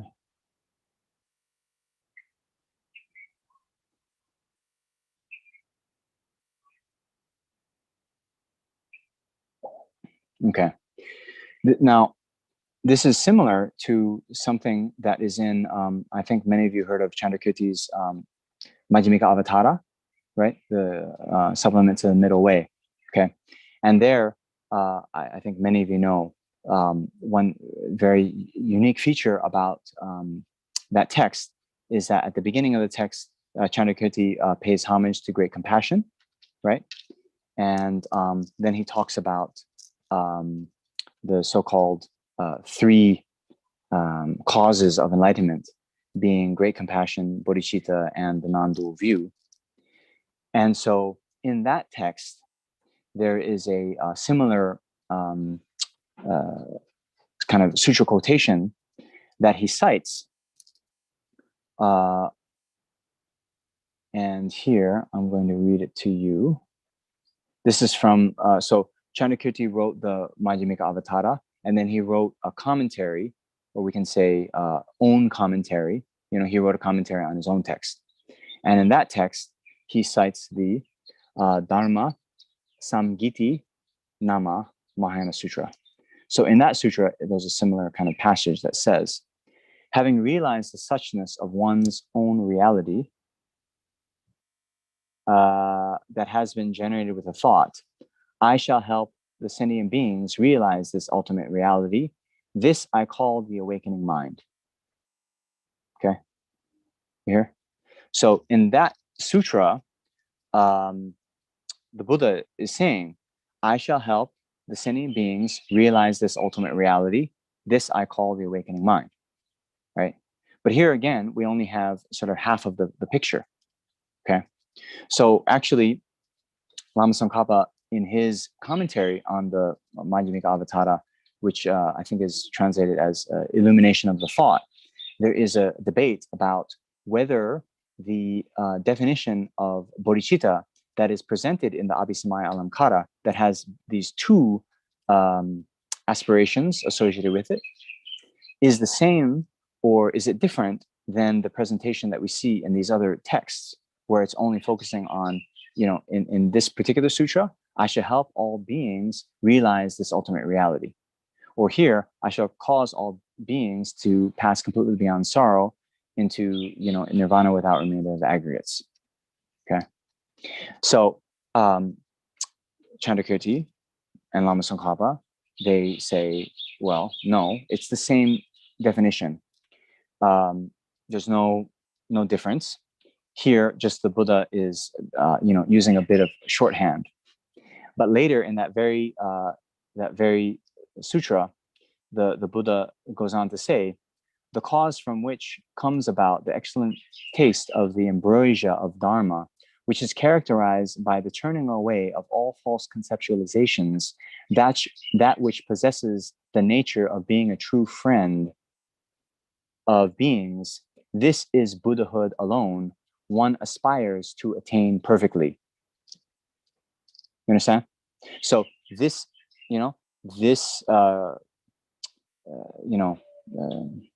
the cause which comes about from the excellent taste and ambrosia. Anyway, this is Buddhahood alone, one aspires to attain perfectly. Okay, so here in the kind of beginning of the sutra, or a little bit above, it says, one has this aspiration: I will cause all sentient beings to realize ultimate reality, means to realize emptiness. But later in the same sutra, you see, Buddhahood alone, one aspires to attain perfectly. Okay, so sometimes you'll see this in the sutras where, when you take the whole thing in its entirety, you'll get, part of it here, part of it there. And then, what Maitreya has done in the Abhisamayalankara is just put it all into one stanza. So similarly here, though the Buddha is talking about, generate the mind of enlightenment like this, I shall cause all the sentient beings to pass completely beyond sorrow, and doesn't mention attaining enlightenment, then that in and of itself doesn't mean that this is somehow a different definition of bodhicitta. Nonetheless, the fully qualified bodhicitta does need both. Okay.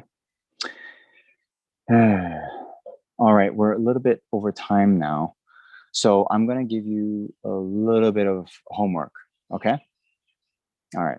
So because I did want to get to this next stanza, this next little paragraph in this class. So I'm going to just introduce it. I'm going to set the table, as it were, and I'm going to give you something to think about overnight. Okay. So why is that?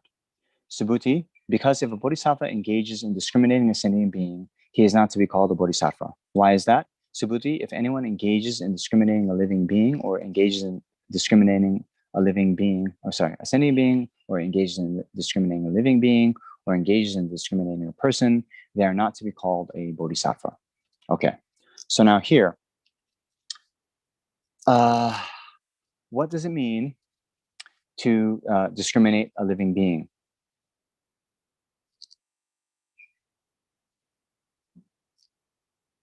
Okay, so that maybe you write these down, right? In this context, okay, because of course we talk about, like gender discrimination, racial discrimination. Okay, so is that what the Buddha is talking about here? Okay, now you have to look what's going on in the previous statement, right? Although limitless sentient beings have thus been caused to pass completely beyond sorrow, no sentient being whatsoever has been caused to pass completely beyond sorrow. Okay, so the correct interpretation of that sentence is going to inform what the Buddha is talking about in the next sentence. Okay. All right. So we're going to get to that. So to help kind of unlock that, we need to understand what does it mean to, engage in discriminating a sentient being. Okay. And then, is it true, okay, that, or why don't we say this? Why then, if a bodhisattva engages in discriminating a sentient being, he is not to be called a bodhisattva? Okay. Maybe we'll send these questions out afterwards. Okay. In other words, right, whatever definition you put for what it means to, in this context, discriminating a sentient being, are there no bodhisattvas who discriminate a sentient being, given whatever definition you want to put to that?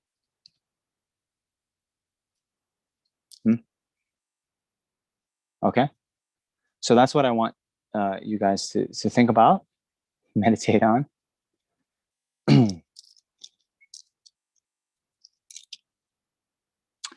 And then, yeah, we'll get together tomorrow at this same time and see what you guys come up with. How does that sound? So I'm very, cognizant of your time. So I don't know, Shanti, what we were planning, because I also, appreciate people having questions, but I've already gone 5-6 minutes over time, and some of you might have other There is one question from Divya, but we can do it later if you like. Okay. If anyone has to go, how about we do this? If anyone has to go, then you can go. Just please dedicate the merit, even in a brief way, that you can quickly achieve enlightenment, so you can be of utmost benefit to sentient beings. So we will have questions, and but if you have to go, then please do so. And then if you wish, you can go back on the YouTube video afterwards and see the question that people have. So what is the question then? Divya, why don't you unmute and ask? Is it on the chat? Yeah, it is. Ale. What does a phenomena comprise of? Does self-collection of 5 aggregates also come under the category of phenomena? Yes. Okay, so good question. So yes, there's 2 things here. One, in general, a phenomena means any existent phenomena, right? Anything that exists is a phenomena. But when we talk about, and this came up when we were talking about the difference between the Hinayana and Mahayana tenet systems, and we were saying the Hinayana only accept the selflessness of person, not the selflessness of phenomena. Okay, we have what is called the phenomena and the person, and or it's like the che dan kansa nisu chepe che, right? That's a Tibetan lesson for you. But what that means is the phenomena, as is distinguished between person and phenomena. So in general, phenomena means any existent thing, but the phenomena in the, person and phenomena, like differentiated between person and phenomena, is any existing thing other than a person. Sorry, does that make sense? So in general, a person is a phenomena, but a person is not a phenomena when it comes to a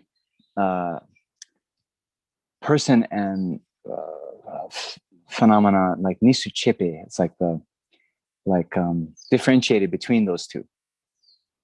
Does that make sense? Sorry, I don't know how they translate that. But why the difference has been made? That's my question. Because maybe Hinayana practitioners, maybe they also assert emptiness of phenomena in terms of if they consider self as a phenomena and they say selflessness of the self, then they're also saying that it's selflessness of the phenomena. So this is what we're saying. There are certain tenet systems, right, that actually don't assert the selflessness of phenomena, means the selflessness of the phenomena other than the person. So they assert that the person is selfless, but they assert that the other phenomena, like the 5 aggregates, actually possess a self. Certain tenet systems within Buddhism have these assertions. Now, those who actually attain the state of arhatship, right, they actually don't assert that. They actually realize both the selflessness of person and the selflessness of phenomena. But there's those 2 ways of differentiating, Hinayana and Mahayana, right? What are the 2? Hinayana and Mahayana according to tenet system and according to aspiration, one can say, right? Okay. Yeah. Okay. I get it. So this, according to the Prasangika, then those Hinayana tenet systems, they're actually wrong. They're wrong to assert that there is something, that has self, right? So they're saying that actually those Hinayana tenet systems, they're not going far enough. They're not going far enough to the realization that is needed to achieve enlightenment or even liberation. But this is what we're talking about. The Buddha, through his skillful means, saw that the very subtlemost presentation of emptiness cannot be realized by certain persons, right? So for them, the Buddha himself only taught the selflessness of person, but not the selflessness of phenomena. So basically, there Okay. is no mention. There's no mention of the emptiness of phenomena in Theravada or in Hinayana. Is that correct? Like, so for example, this tree behind you, this does not exist. Like, would Hinayana say that this tree exists on its own side? Like what are they asserting on with respect to phenomena? If that's my question. Yeah, okay. So there's also again, we have to keep in mind there are those two ways, right? There's the tenet system and the practitioners, right? So those in the Theravadan countries, okay, there could be, and I'm sure there must be, practitioners who have realized emptiness according to the Prasangika system, okay? But in their texts, what is explained, then the emphasis is more on the person, and the type of selflessness that is described is of a grosser sort of gross. I mean like less subtle presentation than that which is found in the the Madhyamika treatises, right? But that then isn't then to say that everyone in these Theravadan countries, like no one has realized emptiness according to the most subtle Prasangika view. I'm not asserting that. Okay, makes sense. Thank you so much. Right. So the thing to keep in mind, right? It as long as you're understanding how, right, the very subtlest view of the Prasangika is very difficult to understand. His Holiness often mentioned this in his teachings. When the Buddha first achieved enlightenment, right? He said that one verse that what I've discovered is peaceful, profound, unelaborated, clear light. Then he said, if I were to teach this to others, no one would understand. Therefore, I'm going to remain in the forest in silence, right? There's some stanza like that the Buddha first uttered when he was enlightened, right?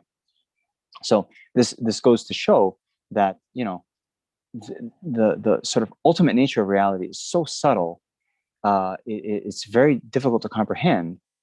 And therefore, he taught these like less sophisticated tenet systems as kind of stepping stones to the most profound philosophical view. Once you understand how that can work, just like, for example, when we study physics in school, we first study Newtonian classical physics, right, rather than quantum mechanics, right? So just like that, then the Buddha gradually guided the sentient beings with philosophical views that they could bear, that they could understand, right? Once you understand that, then you can see how, as a temporary measure, he would teach something that would be, beneficial for that sentient being, help them to, come to the next kind of step, but then later have to be again transcended.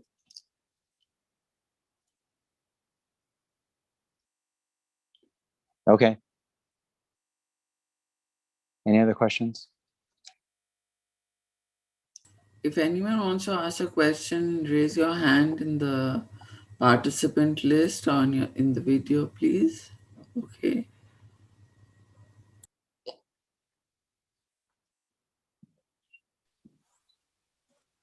Okay, we have Pierre Woon. Namaste. Namaste. Yes. Got a quick question. Before this, I have the understanding that seed and the imprint are the same. So probably it's just terminologies issues. Could you please clarify further? Because I think from Venerable's explanation at the beginning, it seems these two are different. Yes, yeah. So this is also a bit confusing. So you'll see different presentations. So in general, an imprint is a type of seed. Okay. But here, when we start to talk about the obscurations to liberation and the obscurations to omniscience, okay, to attain liberation, one needs to abandon the afflictions and their seeds. In that context, what a seed means is the potential for an affliction to arise again in the future. Okay? When we talk about imprints, the imprints are the potential for true existence to appear to the mind in the future. Okay, so this is actually good. Thank you for this question. So, you might have heard like this, right? So, when you've heard of the illusion-like post-meditative equipoise, right? You've ever heard of this? You have the space-like meditative equipoise and the illusion-like post-equipoise. Okay, so later, and I hope soon, but later when we become, Arya Bodhisattvas,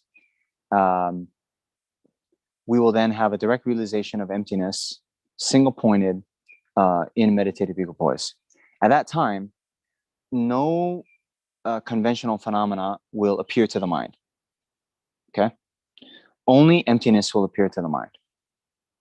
Okay, all right. We meditate. We arise from that meditation session, and the way that phenomena will appear to us will be exactly as it appears to us right now, today. Things appear to us right now as being truly existent.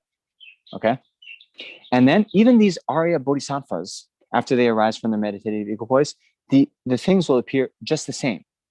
Okay, but since they have, already realized emptiness, they'll then, they'll know better. Like the ones who recognize the dream as a dream, they have all the appearances of the dream, but they know it's not real, right? So similarly, these Arya Bodhisattvas, they'll have the appearance of true existence, but no belief in it. Do you understand? So why do they have the appearance of true existence? Because they haven't abandoned yet the imprints of the ignorance grasping to true existence. Okay? So similarly, the Arhats, they have abandoned the afflictions, they've abandoned the seeds of the afflictions. Therefore, the afflictions, it's impossible for them to arise again in the future, but they will have also the same appearance that we have, the appearance of true existence. So here I'm differentiating the seed of let's say, grasping to true existence is the potential for that ignorance to arise again in the future, whereas the imprints of the ignorance grasping to true existence then is the cause that will lead to the appearance of true existence to arise.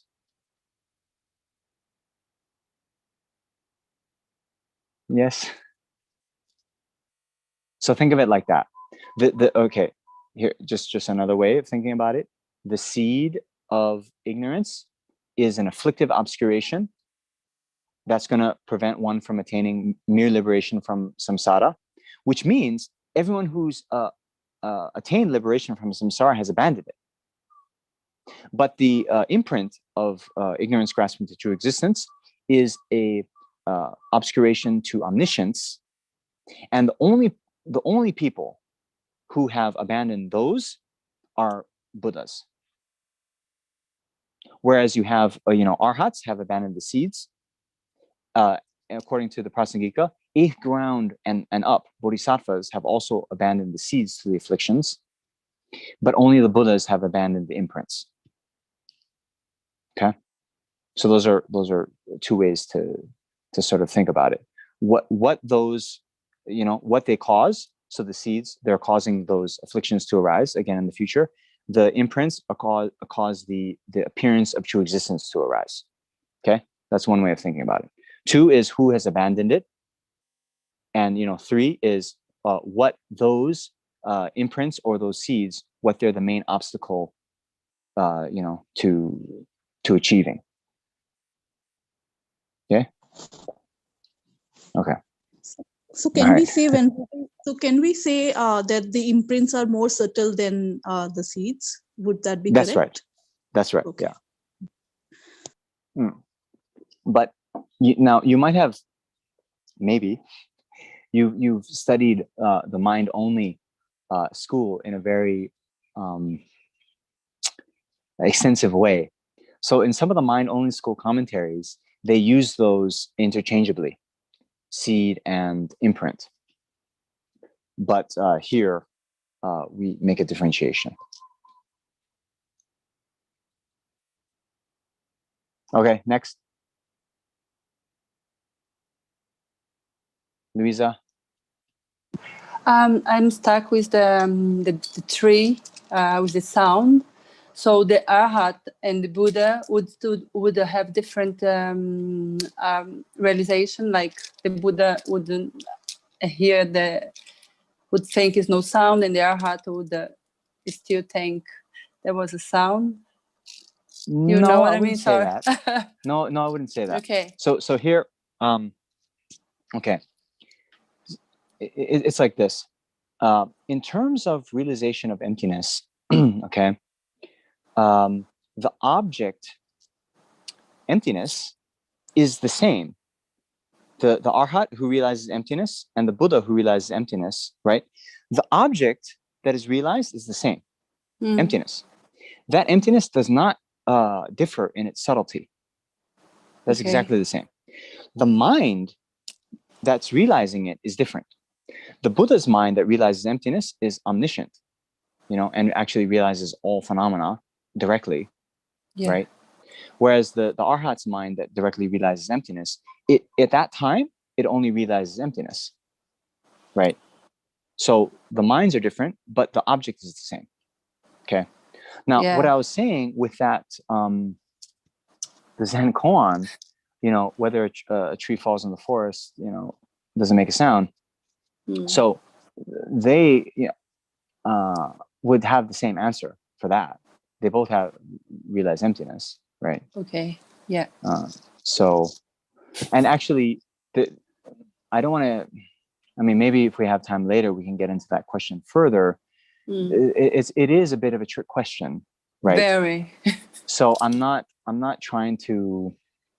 How do you say? But I'm trying to trick you for a reason, for a good reason. Yeah, it's like I'm tricking you with compassion, right? Because it's interesting to think about, right? Yeah, and then completely. these second, third, fourth level implications of this, it's very sort of fruitful to do. Yeah. Okay? But I'm not using that as a means to say that different people who have the full-fledged realization of emptiness, they'll have the same answer to that. Yeah, okay. It's settled. All right. Thank you. Okay. Thank you.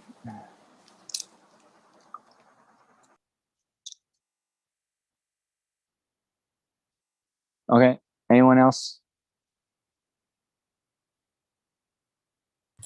Venerable, I have a question. So this perfection of wisdom, I know the answer, but it's only in bodhisattvas, right? So does it explicitly mention it in the sutra, Venerable? Why is perfection only for bodhisattvas? Well, because it needs the mind of bodhicitta conjoined with it. Okay, so this is important. So we were mentioning that, you know, even these arhats, they have direct realization of emptiness, but their direct realization of emptiness is not the perfection of wisdom. It's not even the path to perfection of wisdom, right? Because basically you need the realization of bodhicitta conjoined with the realization of emptiness to become the perfection of wisdom. So even more so, you know, it's actually very interesting, you know, when we talk about the attainment of enlightenment coming from the two collections, the accumulation of merit and the accumulation of transcendental wisdom, right?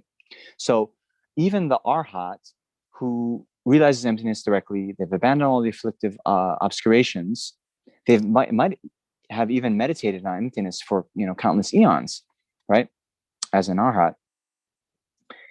When they finally generate the mind of conventional bodhicitta, they don't have any sort of pre-accumulation of transcendental wisdom or the yeshe gitso.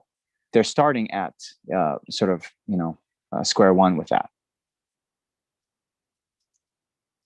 Do you understand? This is a doubt I had when I was, you know, studying the Abhisamaya Alamkara, because, you know, let's say, just say for the, you know, in the Prasangika Madhyamika, one abandons the afflictive obscurations on ground 8, right? So the arhat has already abandoned the afflictive obscurations before they enter the Mahayana path, right? Nonetheless, they don't somehow get some, you know, advanced credit in the accumulation of transcendental wisdom. So that's the answer. One needs the mind of bodhicitta.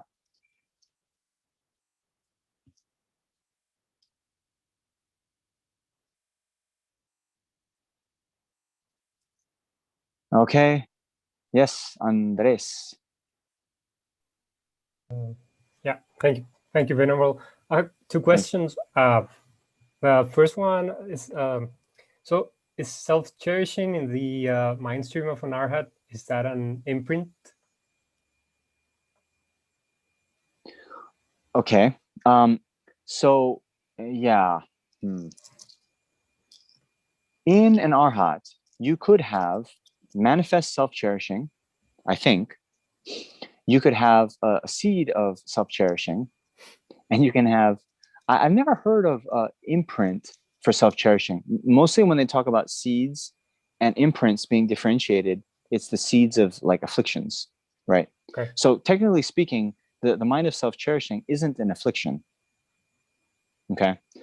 But I think you could have manifest, you know, self-cherishing as well as the seed of self-cherishing. I've seen in one of the commentaries that it is only when one becomes an 8th ground bodhisattva that the seeds of self-cherishing don't exist anymore. But that too is a little bit of a debate, because some people then say that what they actually mean, it's actually saying the seeds of the some say it's the grasping to the self, which is an affliction. But in any case, to answer your question, they would have self-cherishing. I mean, they could have manifest self-cherishing, and they could have this, they would have the seeds. Okay, thanks. Yeah. The other question I had was regarding the last paragraph we read. I got a little bit confused because it says like the nirvana without remainder. So I thought that was referring to arhats after passing away, or does that mean like a Buddha, like fully realized Buddha?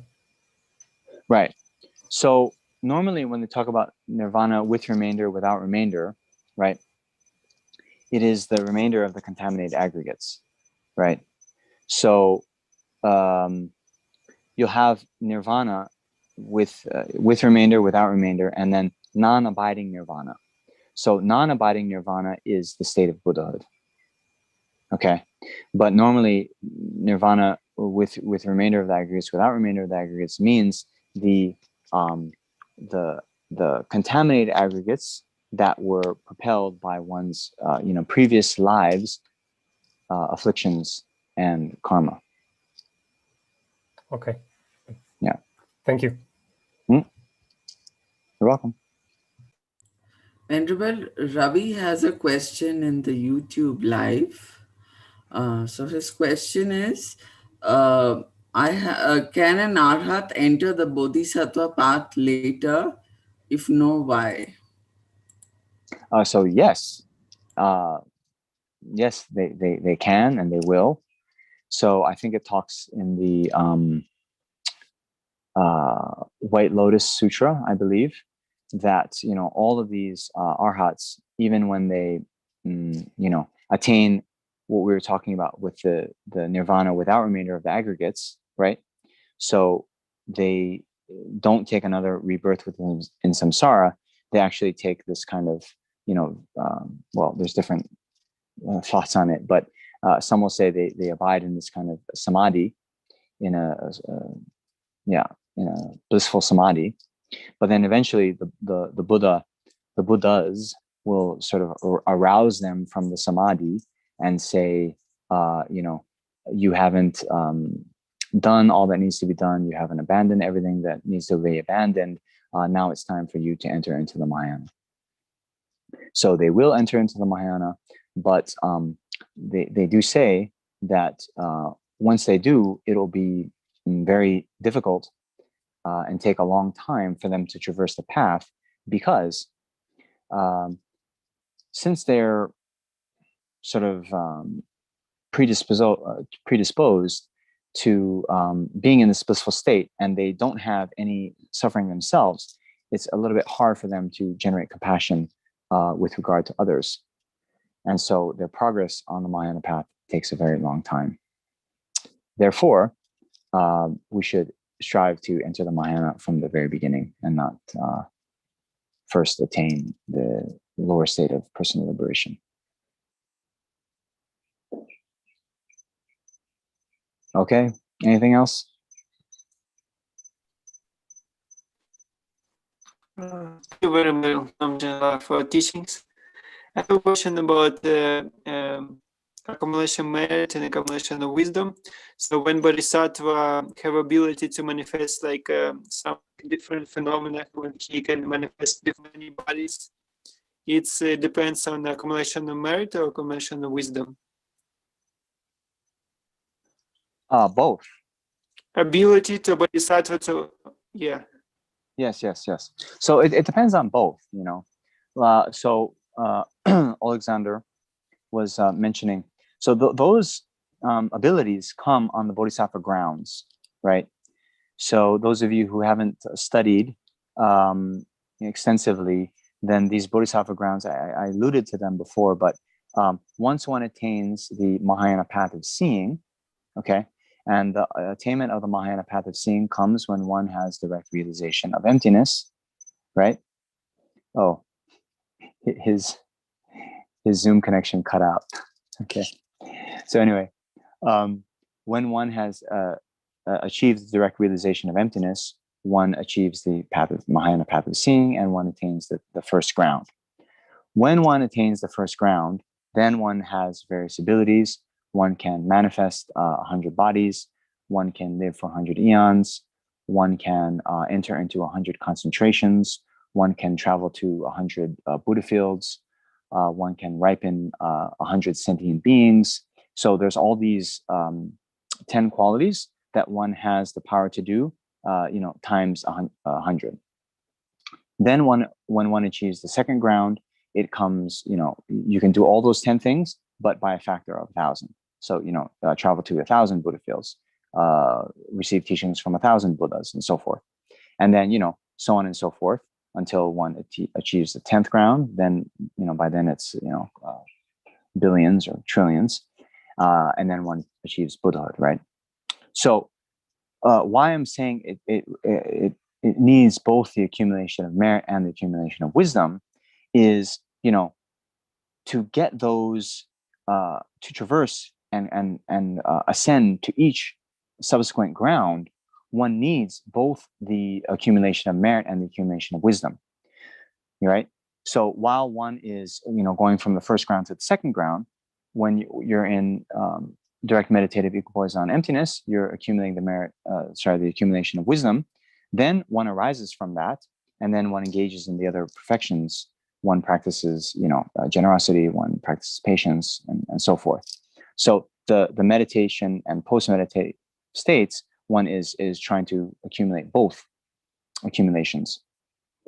Only then, when those are ready to then go on to the second ground, does one then graduate on, right? And therefore it requires both accumulations.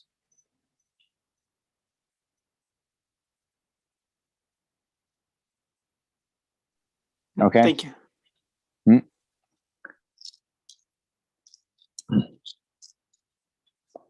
Okay. So why don't we end it here? And let's do a kind of brief dedication. Maybe do you have the COVID teachings dedication? We can maybe just do the some of those. We're a little bit over time, so I don't want to don't have time to do them all. All right. So please again think that due to the merit of our time here this afternoon, as well as all the merit accumulated over 3 times by the numberless sentient beings and numberless Buddhas, may the precious Supreme Bodhicitta not yet born arise. May that arisen not decline but increase more and more. Samsara nirvana, like even an atom of inherent existence and cause and effect independent arising or betraying. I seek your blessings to discern the meaning of Nagarjuna's thought, that these two are mutually complementary and not contradictory.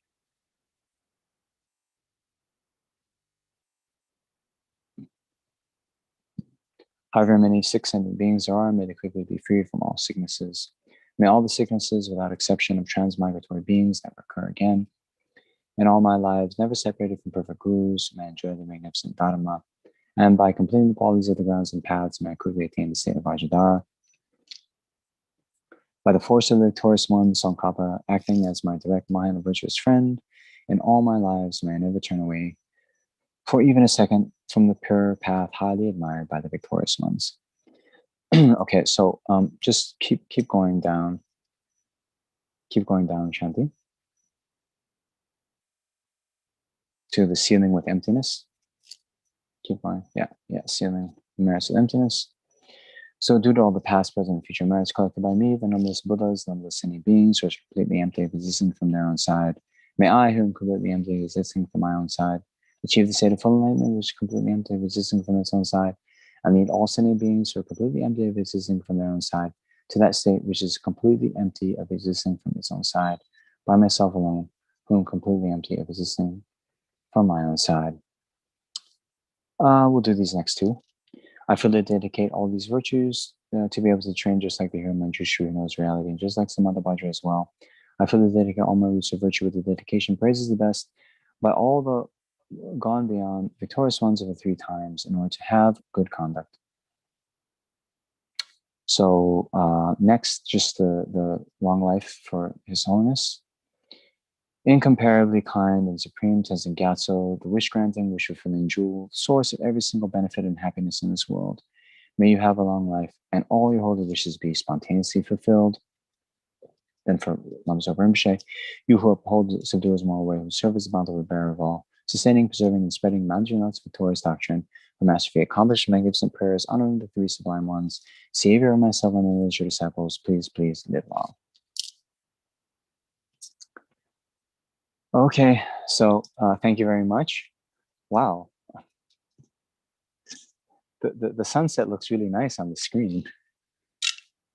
Anyway, so thank you very much. And remember your homework, please, they always say that we need to generate the three types of wisdom. There's the wisdom arising from hearing the teachings, but then there's the wisdom arising from contemplating the teachings. So that involves not just, being satisfied with what we hear in the lecture, but again, going over what was said, thinking about it, contemplating, seeing if it makes sense. And then, later we generate the wisdom arising from meditation, which is hopefully when we get the real realization of emptiness. Okay, so thank you very much. And I'll see you all tomorrow. And yeah, namaste, tashile, and bye. Aloha.